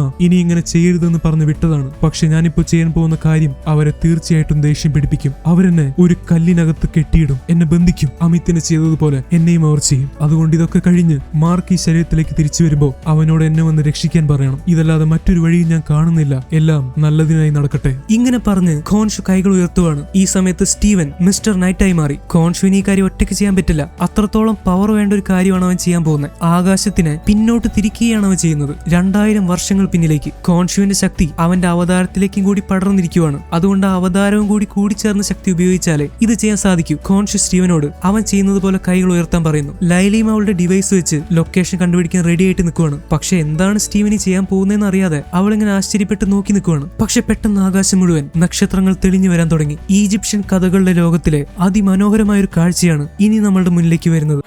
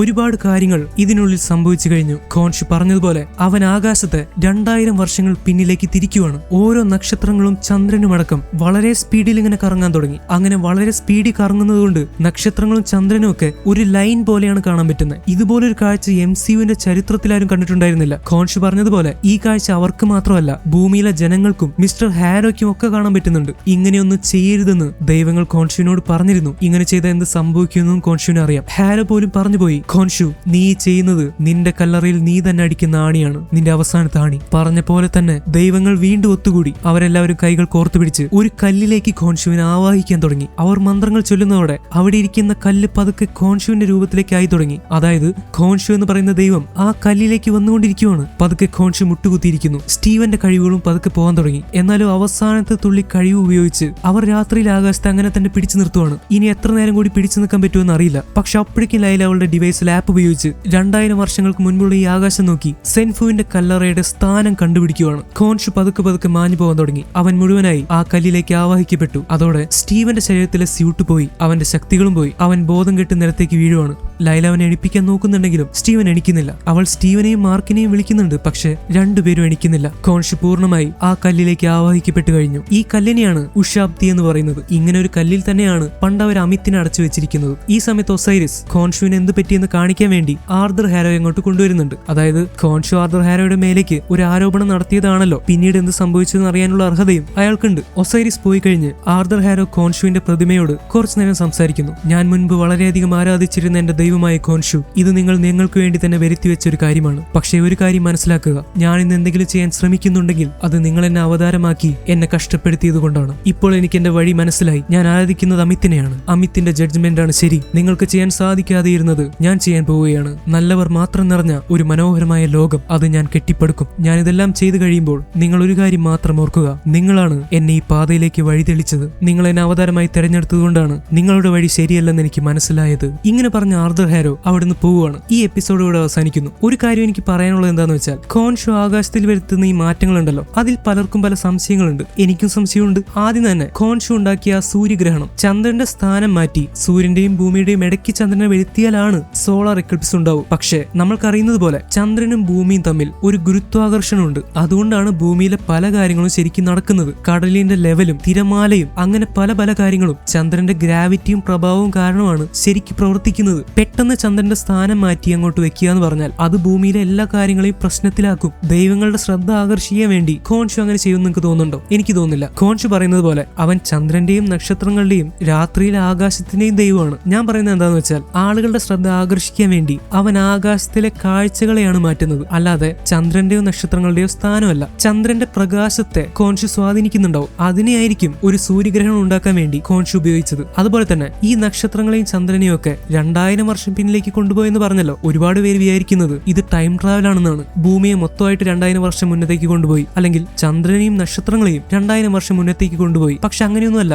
ഇത് ടൈം ട്രാവൽ അല്ല. പിന്നെ ഖോൻഷു എന്താണ് ചെയ്തത്? ചന്ദ്രനെയും നക്ഷത്രങ്ങളെയും 2000 വർഷം പിന്നിലേക്ക് ഇങ്ങനെ റിവേഴ്സ് അടുപ്പിക്കുകയാണോ ചെയ്തത്? പക്ഷെ ആക്ച്വലി അങ്ങനെ പറ്റുമെന്ന് നിങ്ങൾക്ക് തോന്നുന്നുണ്ടോ? ചന്ദ്രനെയും നക്ഷത്രങ്ങളെയും ഒക്കെ ഇങ്ങനെ പിന്നിലേക്ക് ഇട്ട് തിരിച്ചാൽ യൂണിവേഴ്സ് തന്നെ നശിച്ചു പോയില്ലേ? അങ്ങനെ ഒരു കാര്യം ഖോൻഷു ചെയ്യൂ? ഒരിക്കലുമില്ല. ഖോൻഷു ചെയ്യുന്നത് ആകാശത്തിലെ കാഴ്ചയെ മാറ്റുക മാത്രമാണ്. ആളുകൾ ആകാശത്തെ എങ്ങനെയാണോ നോക്കിക്കാണുന്നത് ആ കാഴ്ചയെയാണ് ഖോൻഷു മാറ്റുന്നത്. ഖോൻഷു പറഞ്ഞതുപോലെ അവൻ ചന്ദ്രന്റെയും നക്ഷത്രങ്ങളുടെയും രാത്രിയിലെ ആകാശത്തിന്റെയും ദൈവമായതുകൊണ്ട് അവനൊരു ഫോട്ടോഗ്രാഫിക് മെമ്മറി ഉണ്ട്. ഓരോ ദിവസത്തെയും രാത്രിയിലെ ആകാശത്തിന്റെ കാഴ്ച ഖോൻഷുവിന്റെ മനസ്സിലുണ്ട്. ആ കാഴ്ചയെയാണ് അവൻ രാത്രിയിലെ ആകാശത്തേക്ക് ഇങ്ങനെ റിഫ്ലക്ട് ചെയ്ത് അതിനെ പിന്നിലേക്ക് കൊണ്ടുപോകുന്നത്. ആകാശത്തിനെ മാത്രം, വേറൊന്നിനുമല്ല. ഖോൻഷുവിന്റെ ഉദ്ദേശം തന്നെ എന്താ? 2000 വർഷം മുന്നത്തെ ആകാശത്തിന്റെ ആ കാഴ്ച സ്റ്റീവനും ലൈലയ്ക്ക് കാണിച്ചു കൊടുക്കണം, അത്രേ ഉള്ളൂ. പക്ഷെ ഇങ്ങനെ ചെയ്യുമ്പോൾ അത് ലോകത്തിലുള്ള എല്ലാവരും കാണുന്നുണ്ട്. അതാണ് പ്രശ്നമായത്. ദൈവങ്ങൾക്ക് അത് ഇഷ്ടപ്പെടില്ല. അതവർ നേരത്തെ പറഞ്ഞിട്ടുണ്ട്. അതുകൊണ്ട് അവര് ഖോൻഷുവിനെ പിടിച്ച് കല്ലിൽ ആവാഹിച്ചു. നമ്മൾ ഈ ഫോണിൽ കുറെ ഫോട്ടോയൊക്കെ എടുത്ത് വെച്ചിട്ടുണ്ടാവില്ലേ? അതിൽ ഏറ്റവും ആദ്യം എടുത്ത ഫോട്ടോ കാണാൻ വേണ്ടി നമ്മൾ ഗാലറി കൂടെ ഇങ്ങനെ സ്വൈപ്പ് ചെയ്ത് പോയിക്കൊണ്ടിരിക്കില്ലേ? അതാണ് ഖോൻഷുയുടെ ആകാശത്ത് ചെയ്യുന്നത്. 2000 വർഷം മുന്നത്തെ ഒരു ഫോട്ടോ ആകാശത്ത് കാണാൻ വേണ്ടി എല്ലാ രാത്രികളിൽ കൂടെയും ഇങ്ങനെ സ്വൈപ്പ് ചെയ്ത് പോകുന്നു. ഇങ്ങനെയാണ് എനിക്ക് മനസ്സിലായത്. തെറ്റുണ്ടെങ്കിൽ നിങ്ങൾക്ക് പറയാം. അപ്പോൾ ഇന്നത്തെ വീഡിയോ ഇത്രേ ഉള്ളൂ. അടുത്ത വീഡിയോ കാണുന്നവരെ അത് തീർച്ചയായിട്ടും അടുത്ത സൺഡേ ആയിരിക്കും. ഇനി പ്രത്യേകിച്ച് ചോദിക്കേണ്ട ആവശ്യമില്ല. So once again it's me Amit signing out.